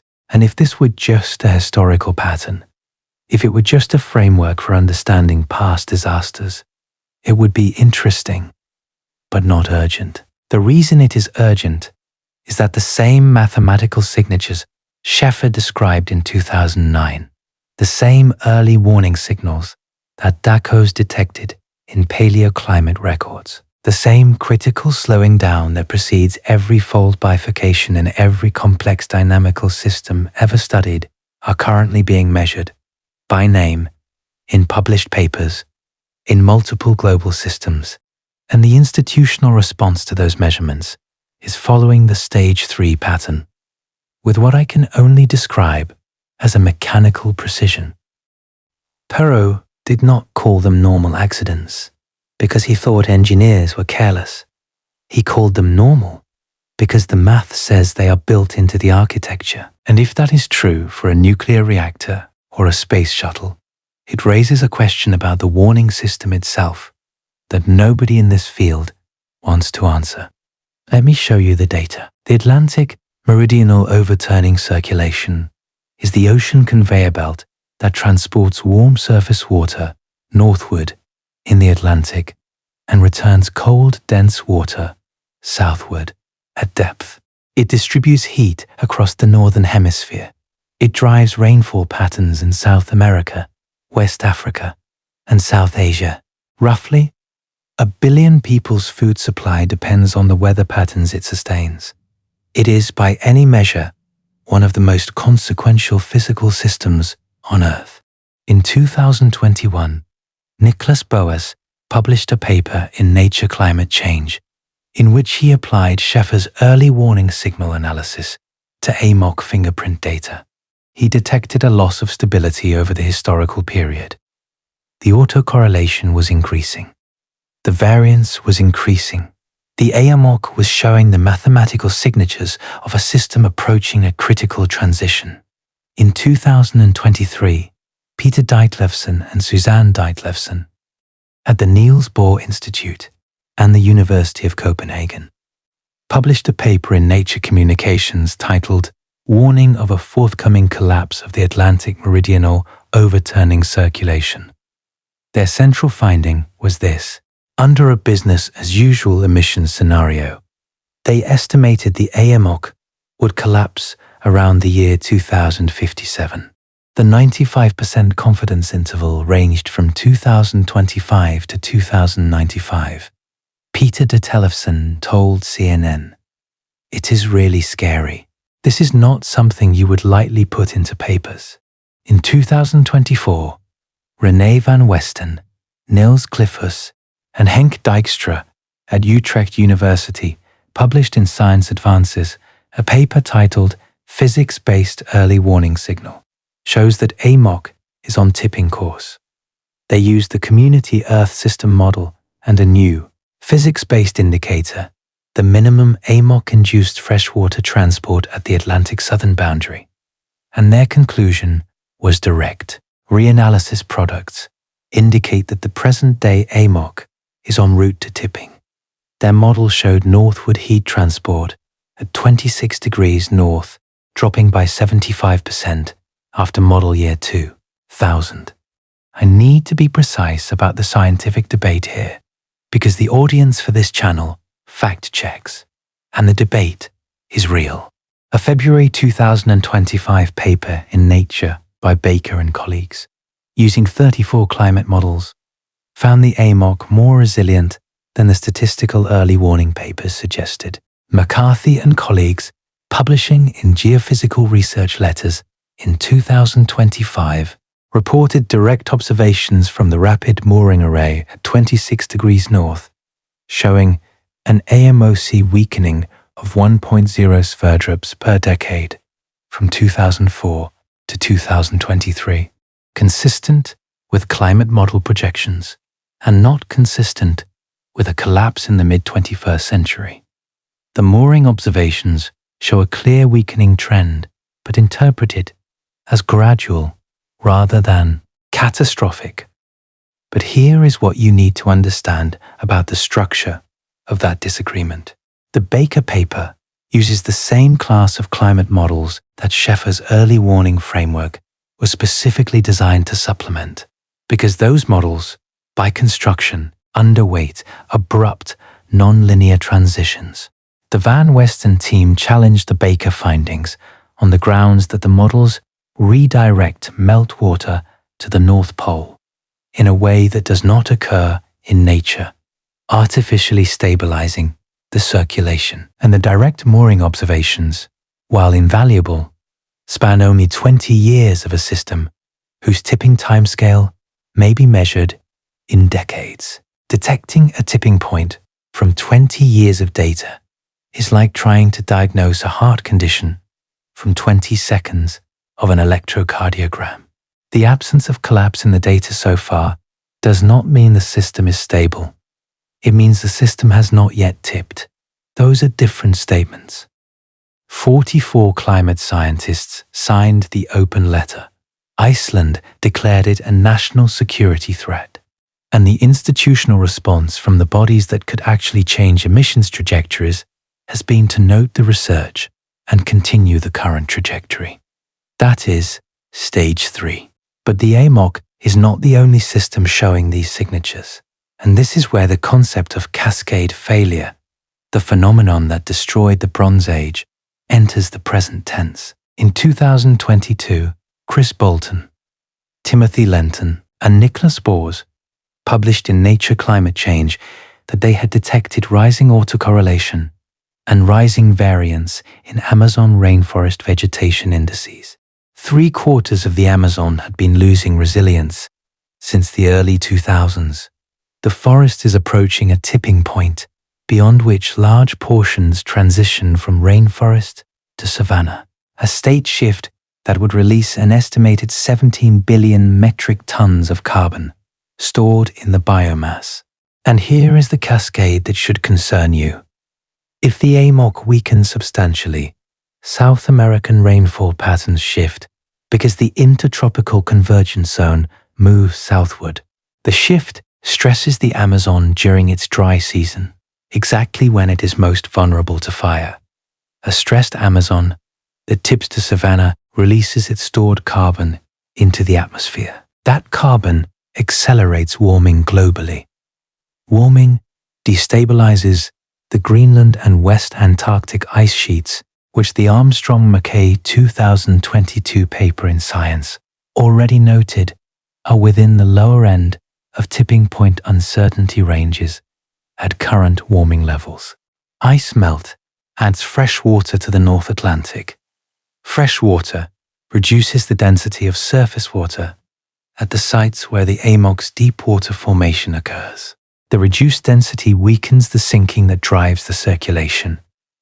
The AMOC weakens further. The loop closes. And each node in that loop has its own internal tipping point, its own critical slowing down, its own hysteresis, so that crossing one threshold does not simply stress the next system. It changes the position of the next system's threshold, moving it closer, making the next transition more likely at lower levels of forcing. That is not a theoretical cascade. Every link in that chain has a named paper, a named research group, and a named dataset behind it.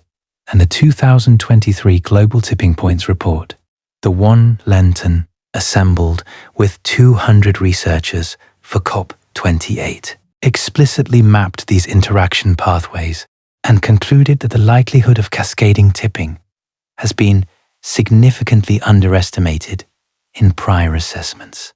Timothy Lenton at the University of Exeter led that report. His Bioscience 2023 co-authored paper opens with a sentence that I think is one of the most important scientific statements of the decade. The sentence is, "Life on planet Earth is under siege." That is not a journalist's summary.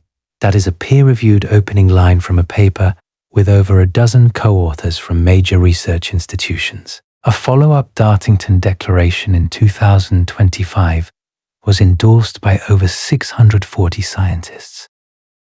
NOAA's 2024 Arctic Report Card, published in December of that year, stated for the first time as an official finding that the Arctic tundra has become a net source of carbon dioxide and methane to the atmosphere. I need you to understand the significance of that sentence. The Arctic permafrost contains an estimated 1.5 trillion metric tons of organic carbon, roughly twice the amount currently in the entire atmosphere. For thousands of years, this carbon has been locked in frozen soil, accumulated over millennia of plant growth and incomplete decomposition. The permafrost was a vault. It was treated in climate models as a passive reservoir, a boundary condition, something that was there and would stay there. The 2024 report card says the vault is open, not metaphorically, measurably. The tundra is now emitting more carbon than it absorbs. The system has crossed from sink to source, and that crossing, in Scheffer's framework, is a state change.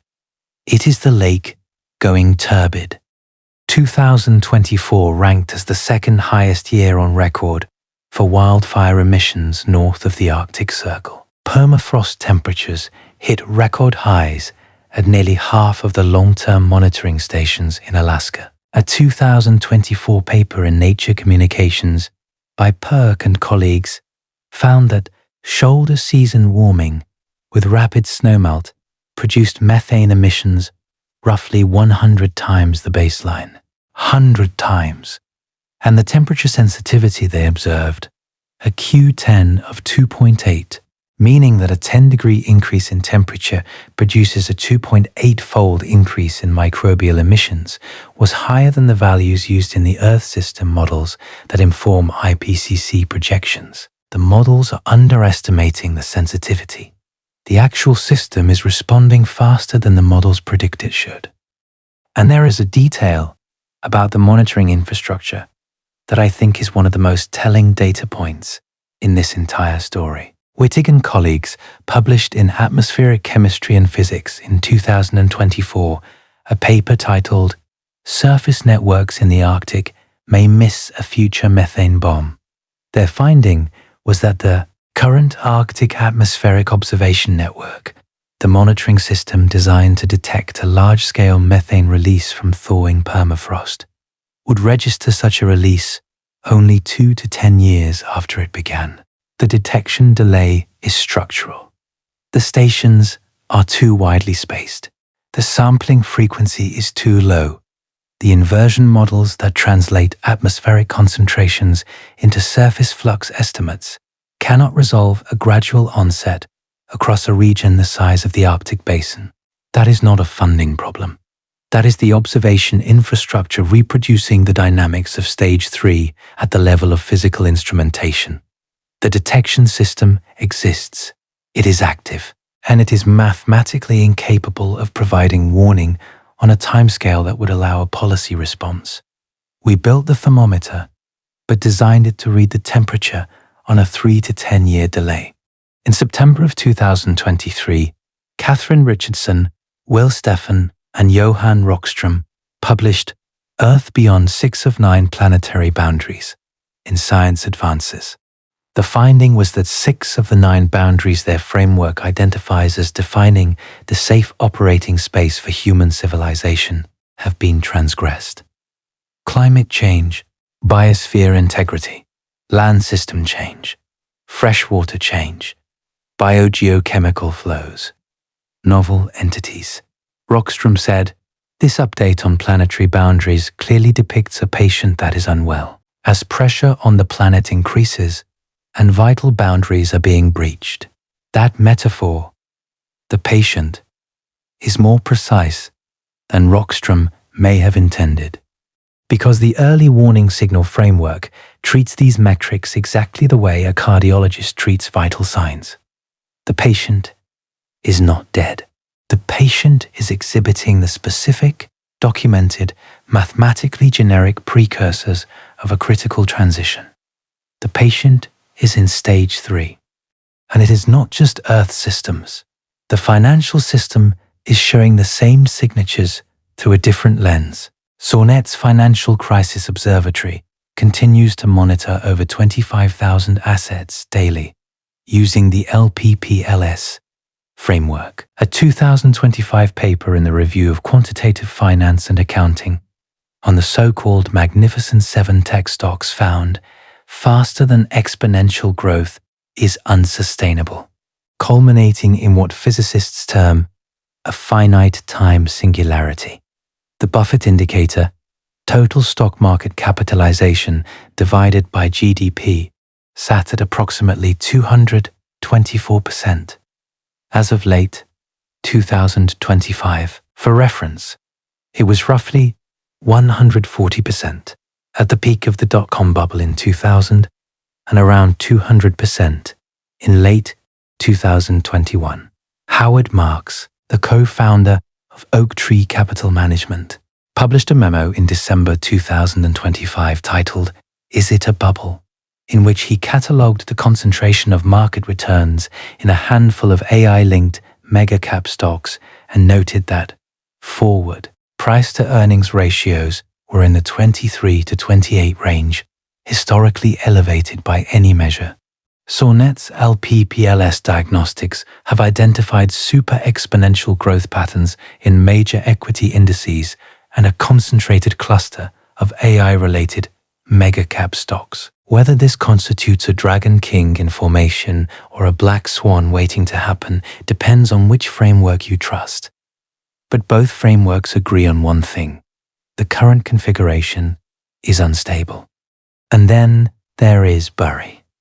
In late 2025, the same Michael Burry who made 489% returns by betting against subprime mortgage bonds launched a Substack newsletter called Cassandra Unchained and disclosed put positions against Nvidia and Palantir, two of the highest valued AI stocks in the market.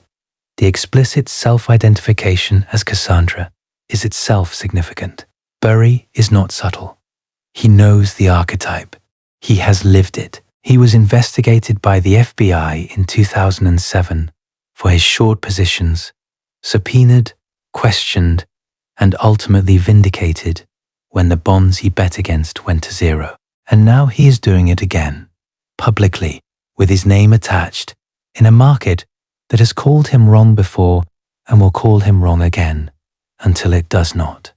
That is stage 3. The detection is public. The data is named. The institutional response is to continue. And in the social domain, the picture is no less consistent. Freedom House's Freedom in the World report for 2025 documented a 19th consecutive year of global freedom decline. 60 countries experienced deterioration in political rights and civil liberties. 34 improved. That is not a blip. That is a 2-decade trend line with a negative slope that shows no sign of inflecting. The VDEM Institute's Democracy Report for 2025 separately found that global democracy had fallen back to 1978 levels. Nearly half of the world's population now lives in countries classified as autocratizing. These are not rhetorical claims. They are indexed, annual measurements from independent institutions using different methodologies arriving at convergent findings. And the convergence itself is the point. When multiple independent measurement systems, built by different teams with different methods and different assumptions, all show the same trend, the probability that the trend is a measurement artifact approaches zero. The trend is real. The question is what it means within the 4-stage framework. It means the social and political systems that would need to respond to the climate and financial warnings are themselves losing resilience. The institutions that would need to hear Scheffer and Sornette and Lenton and the Ditlevsons are themselves exhibiting the warning signals of approaching critical transitions. The bowl is getting shallower in the governance systems that are supposed to respond when the bowl gets shallower in the climate systems. That is not a metaphor. That is a compound tipping point risk. And it is exactly the kind of systemic interconnection that Klein documented in the Bronze Age and that Perrow identified as the defining feature of systems prone to normal accidents. Adam Tooze, the Columbia historian who wrote Crashed and Shut Down, reintroduced the term polycrisis in a 2022 Financial Times essay. The term was coined by Edgar Morin and Anne Brigitte Kern in their 1993 book, Homeland Earth. Jean-Claude Juncker, then European Commission President, revived it during the European refugee, Greek debt, and Brexit crises of 2015 and 16. And Tooze formalized it as a description of a condition in which multiple systemic crises interact in ways that amplify each constituent shock. Economics, politics, geopolitics, and then the natural environment blowing back at us. Twos told the World Economic Forum. The polycrisis term has a real utility descriptively because it is arm-waving. It is going, look, there is a lot of stuff happening here all at once. The concept has been adopted by the World Economic Forum, the World Bank, and the European Commission.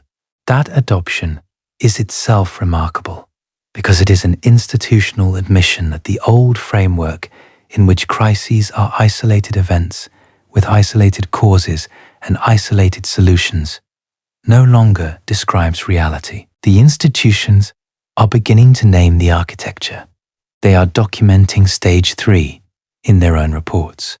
The 2023 World Economic Forum Global Risks Report used the polycrisis frame explicitly, listing interconnected risks across climate, technology, geopolitics, and economics, and noting that the interactions between these risks are the defining characteristic of the current moment. And the supply chain evidence makes the interconnection tangible rather than abstract. The COVID-19 pandemic revealed that the global manufacturing and logistics network, which had been optimized over 3 decades for efficiency and cost minimization, was optimized at the expense of resilience. Just-in-time inventory systems, single-source component dependencies, and concentrated manufacturing nodes in a handful of geographic regions produced a system that Perot would have immediately recognized, interactively complex and tightly coupled. When a single container ship, the Ever Given, ran aground in the Suez Canal on March 2021, it blocked roughly 12% of global trade for 6 days. The estimated cost was $9.6 billion per day. A ship getting stuck in a canal. That was the grain of sand. And the global supply chain, optimized to criticality by decades of efficiency maximization, produced an avalanche.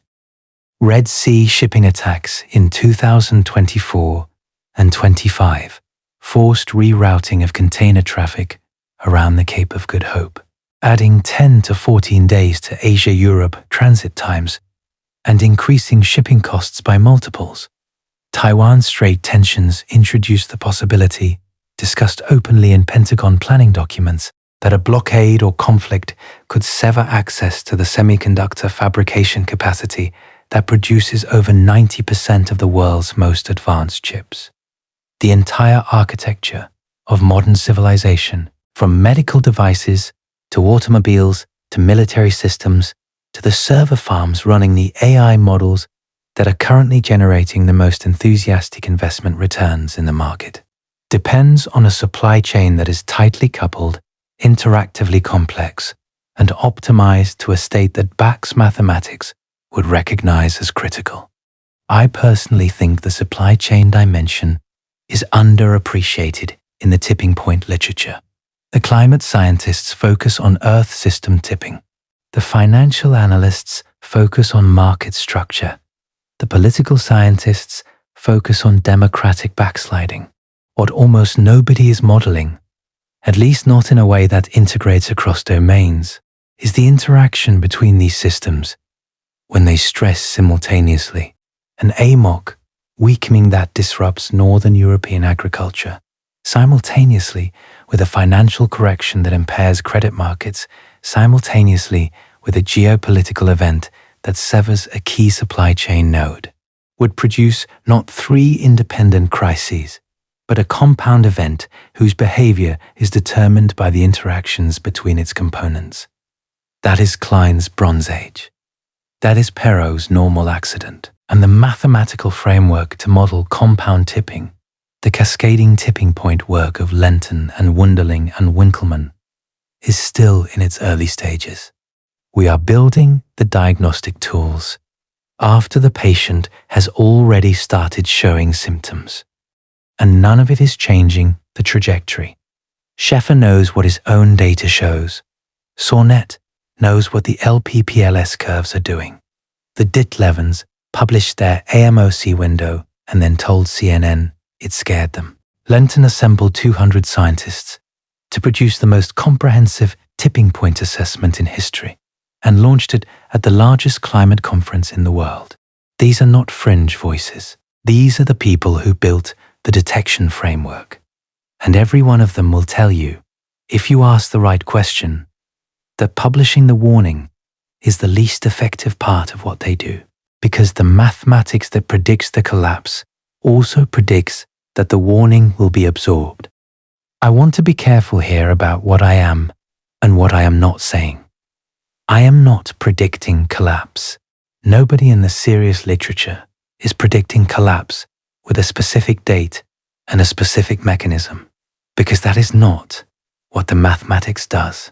What the mathematics does is identify systems whose resilience is declining, whose recovery times are increasing, whose fluctuations are widening, and whose state-space geometry resembles the geometry that historically preceded catastrophic transitions. The honest claim is this: multiple major Earth system and human system subsystems simultaneously exhibit the mathematical signatures that the science of critical transitions identifies as early warning signals. The same institutional dynamics that absorbed warnings before Challenger, Chernobyl, 2008, and the Newfoundland cod are operative now.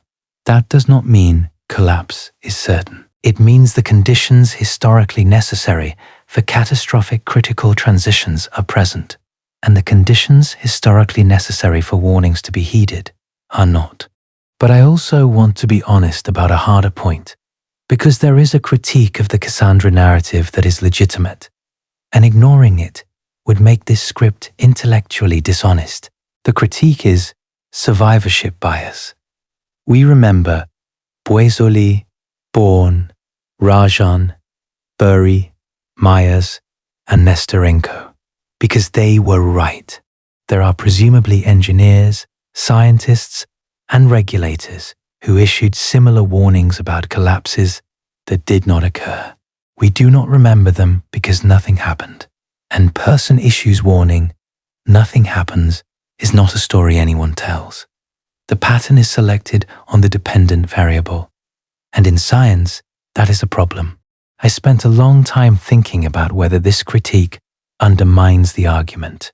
I do not think it does, but I want to show you why rather than assert it. The survivorship bias critique would be fatal if the argument depended on the track record of individual Cassandras. If I were claiming that every time a credentialed person sounds an alarm, the alarm is correct, then yes, the counterexamples would matter enormously. But that is not the claim. The claim is structural. The claim is that the institutional response to the alarm follows a predictable pattern regardless of whether the alarm turns out to be correct. Boisjoly's treatment would have been identical if, by some miracle, the O-rings had held on January 28th. The system's response to the warning was determined by the system's architecture, not by the subsequent outcome. Bourne would have been silenced exactly the same way if the derivatives market had somehow avoided collapse. The mechanism of suppression is upstream of the event. It is a property of how complex systems process internal descent, not a consequence of whether the descent is vindicated. And that distinction matters because it means the four-stage pattern is not a story about prophecy. It is a story about architecture. That said, the specific prediction track records matter, and I will not pretend they do not. Sornette's record is mixed. He has called several bubbles correctly. He has called several incorrectly. The Ditlevsen AMOC estimate has a 70-year confidence interval. Bayam's food price to unrest model has been criticized by the Stimson Center for attributing specific national events to a global threshold that may not map onto local conditions. Early warning signals can produce false positives. Zimmerman and colleagues published a paper in 2025 documenting false alarms in EWS analyses of the AMOC. Benyami and colleagues argued in Science Advances in 2024 that the SST-based AMOC reconstruction carries uncertainties that may make precise tipping time estimation premature. The framework is probabilistic, not deterministic. It tells you the system is losing resilience. It does not tell you when, precisely, the transition will occur. It does not tell you what the trigger will be. And it does not guarantee that a system showing warning signals will actually tip, because some systems regain resilience if the forcing is reduced in time.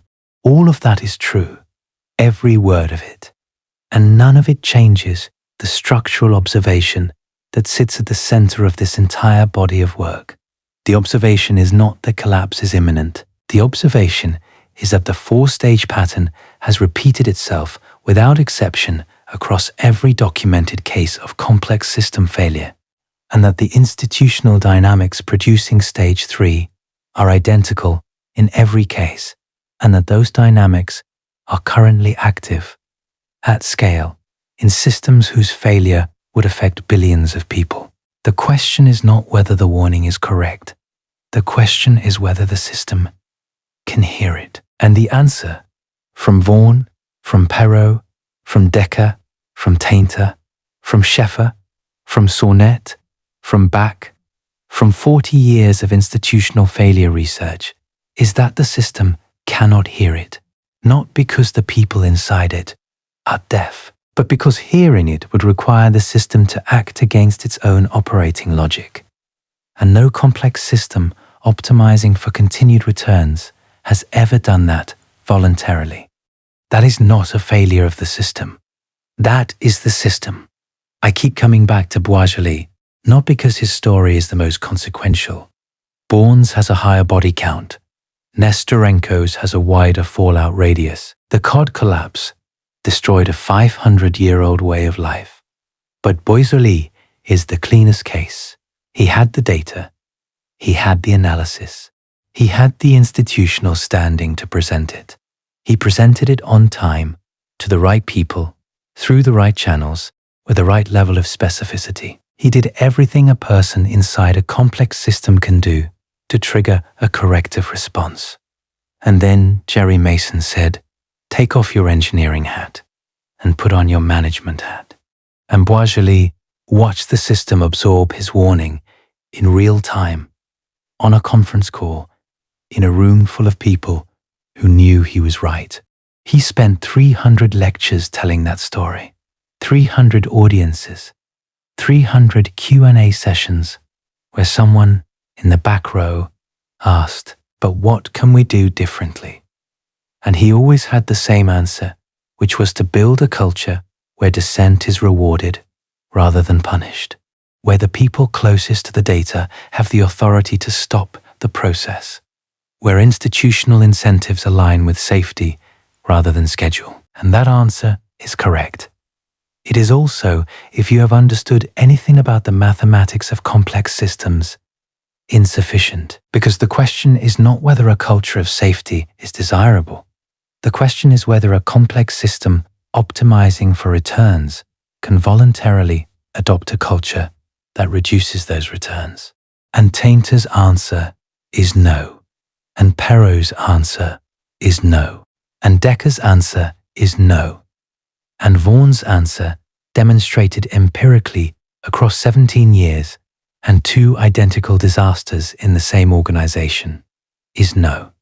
And that brings me to the thing I have been circling for this entire script, the thing that the mathematics implies, but that nobody in the field states in plain language, because stating it in plain language sounds like nihilism, and scientists are not comfortable with nihilism. The 4-stage pattern is not a pattern of failure, it is a pattern of function. The system is not failing when it ignores warnings. It is operating. It is doing what complex systems do, which is optimize for continued operation within existing constraints. The warnings are not external to the system. They are internal. They are generated by the system's own components, processed by the system's own institutional machinery, and metabolized by the system's own self-preservation logic. Stage 3 is not a malfunction. Stage 3 is the system encountering information that contradicts its operating trajectory and resolving the contradiction in favor of continued operation. That is not a bug. In a system whose survival depends on the maintenance of complexity, on the generation of returns, on the continued flow of resources through its architecture, anything that threatens those flows is a threat to the system's existence. The warning is the threat. The Cassandra is the threat, not because they are wrong, but because they are right.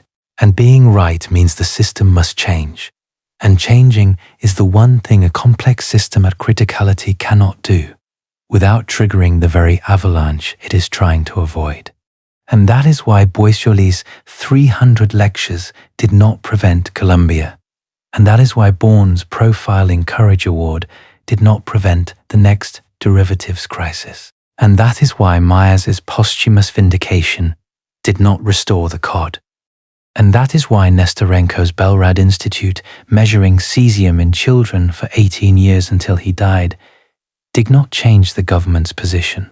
And that is why Scheffer's Spinoza Prize did not convert his Nature paper into policy. And that is why Sornette's Financial Crisis Observatory, with its sealed predictions and its encrypted timestamps and its empirical track record, did not prevent a single bubble from inflating. And that is why 200 scientists presenting the Global Tipping Points report at COP28 to every delegation on Earth did not produce a single emissions commitment that the mathematics would recognize as sufficient. Boisjoly, Born, Rajan, Burry, Myers, Nesterenko, Bayam, Scheffer, Sornette, Dittelson, Lenton. The counting technique works here because the accumulation is the argument. 11 names across 5 decades and 6 domains. Every one of them had the data. Every one of them issued the warning. Every one of them was heard, and the system continued to operate, not because of evil, not because of stupidity, because of architecture. The detection has never been the problem. The detection has always worked. What has never worked, not once, in any system, at any scale, in any era, is the conversion of detection into response. And the mathematics that explains why complex systems emit warning signals before they collapse is the same mathematics that explains why those signals cannot be acted upon, because the signal says stop, and the system cannot stop, because stopping is dismantling. And dismantling is the one thing a complex system, optimizing for continued operation, cannot do. You are listening to this right now. That is stage 3. This script, this channel, these researchers, these papers, the 200 scientists who signed the Global Tipping Points report, the 44 who signed the AMOC letter, the Cassandras who named themselves Cassandras because the archetype is the most accurate description of their professional experience. They are the warning. It is documented, sourced, peer-reviewed, and freely available. And the mathematics says, with the same confidence that predicted the autocorrelation before the Younger Dryas, and the flickering before the lake flip, and the log periodic oscillations before the Chinese stock market crash, that the warning will be absorbed, that it will become content, that it will be noted, filed, discussed, shared on social media, referenced in blog posts, cited in academic papers, and metabolized by the same institutional architecture that metabolized every warning that came before it. Boisjoly gave 300 lectures, and then he died at 73. And the system that killed 7 people on a January morning in 1986 killed 7 more people on a February morning in 2003, using the same mechanism in the same organization, with Boisjoly's case study in the training materials. Nesterenko measured radiation in children for 18 years, and then he died at 73. And the government, whose figures he spent his life correcting, never corrected them. Myers titled his presentation, "I Am Right," and then he died at 54. And the cod never came back. 32 years, and the stocks are still at 2% of their historical levels. The turbid lake stayed turbid. The bowl flipped, and it did not flip back. Bach wrote a book called How Nature Works, explaining that complex systems organize themselves to the edge of catastrophe. And then he died at 54. And the systems he described are still organizing themselves to the edge. And the sand is still piling up.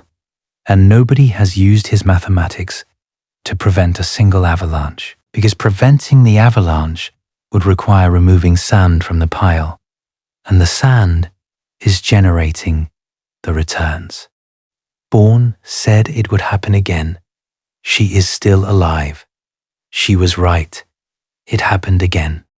And the over-the-counter derivatives market she tried to regulate in 1998 is larger now than it was in 2008.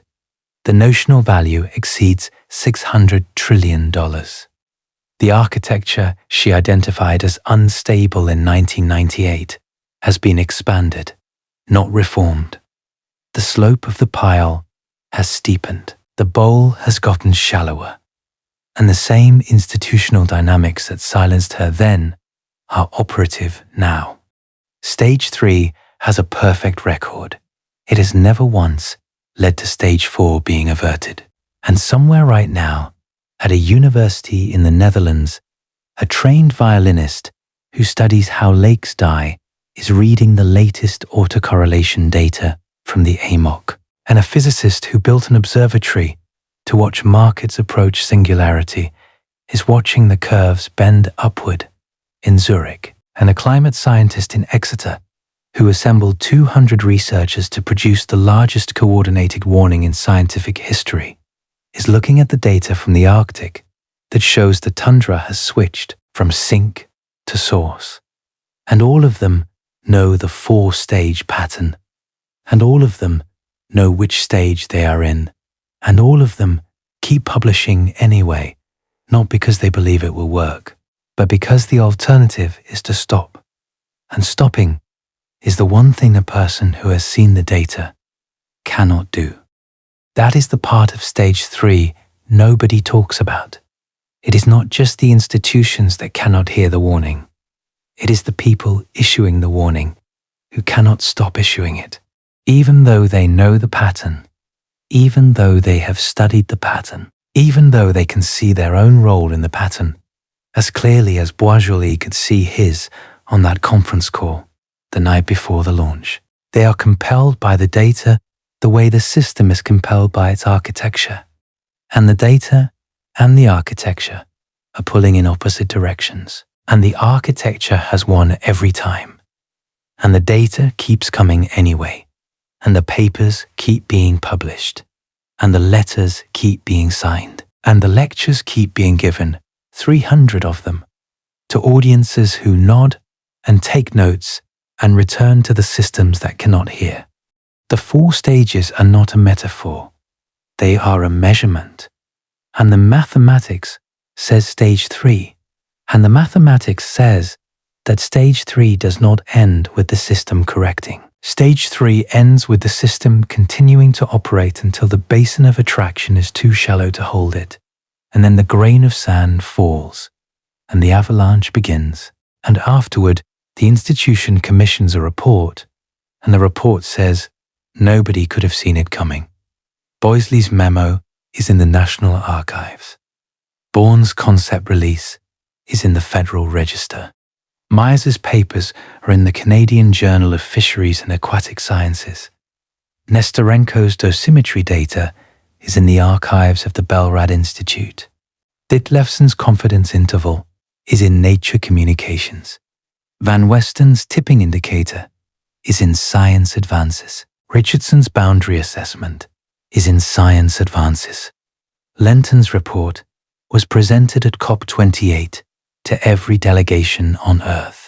Scheffer's 2009 paper has been cited over 7,000 times. The warnings are not hidden. They were never hidden. They are published, peer-reviewed, freely available, and delivered to the institutions with the authority to act on them. And the institutions received them, and noted them, and filed them, and continued to operate, because that is what the system does. That is what the mathematics says the system will do. And the mathematics, so far, has a perfect record.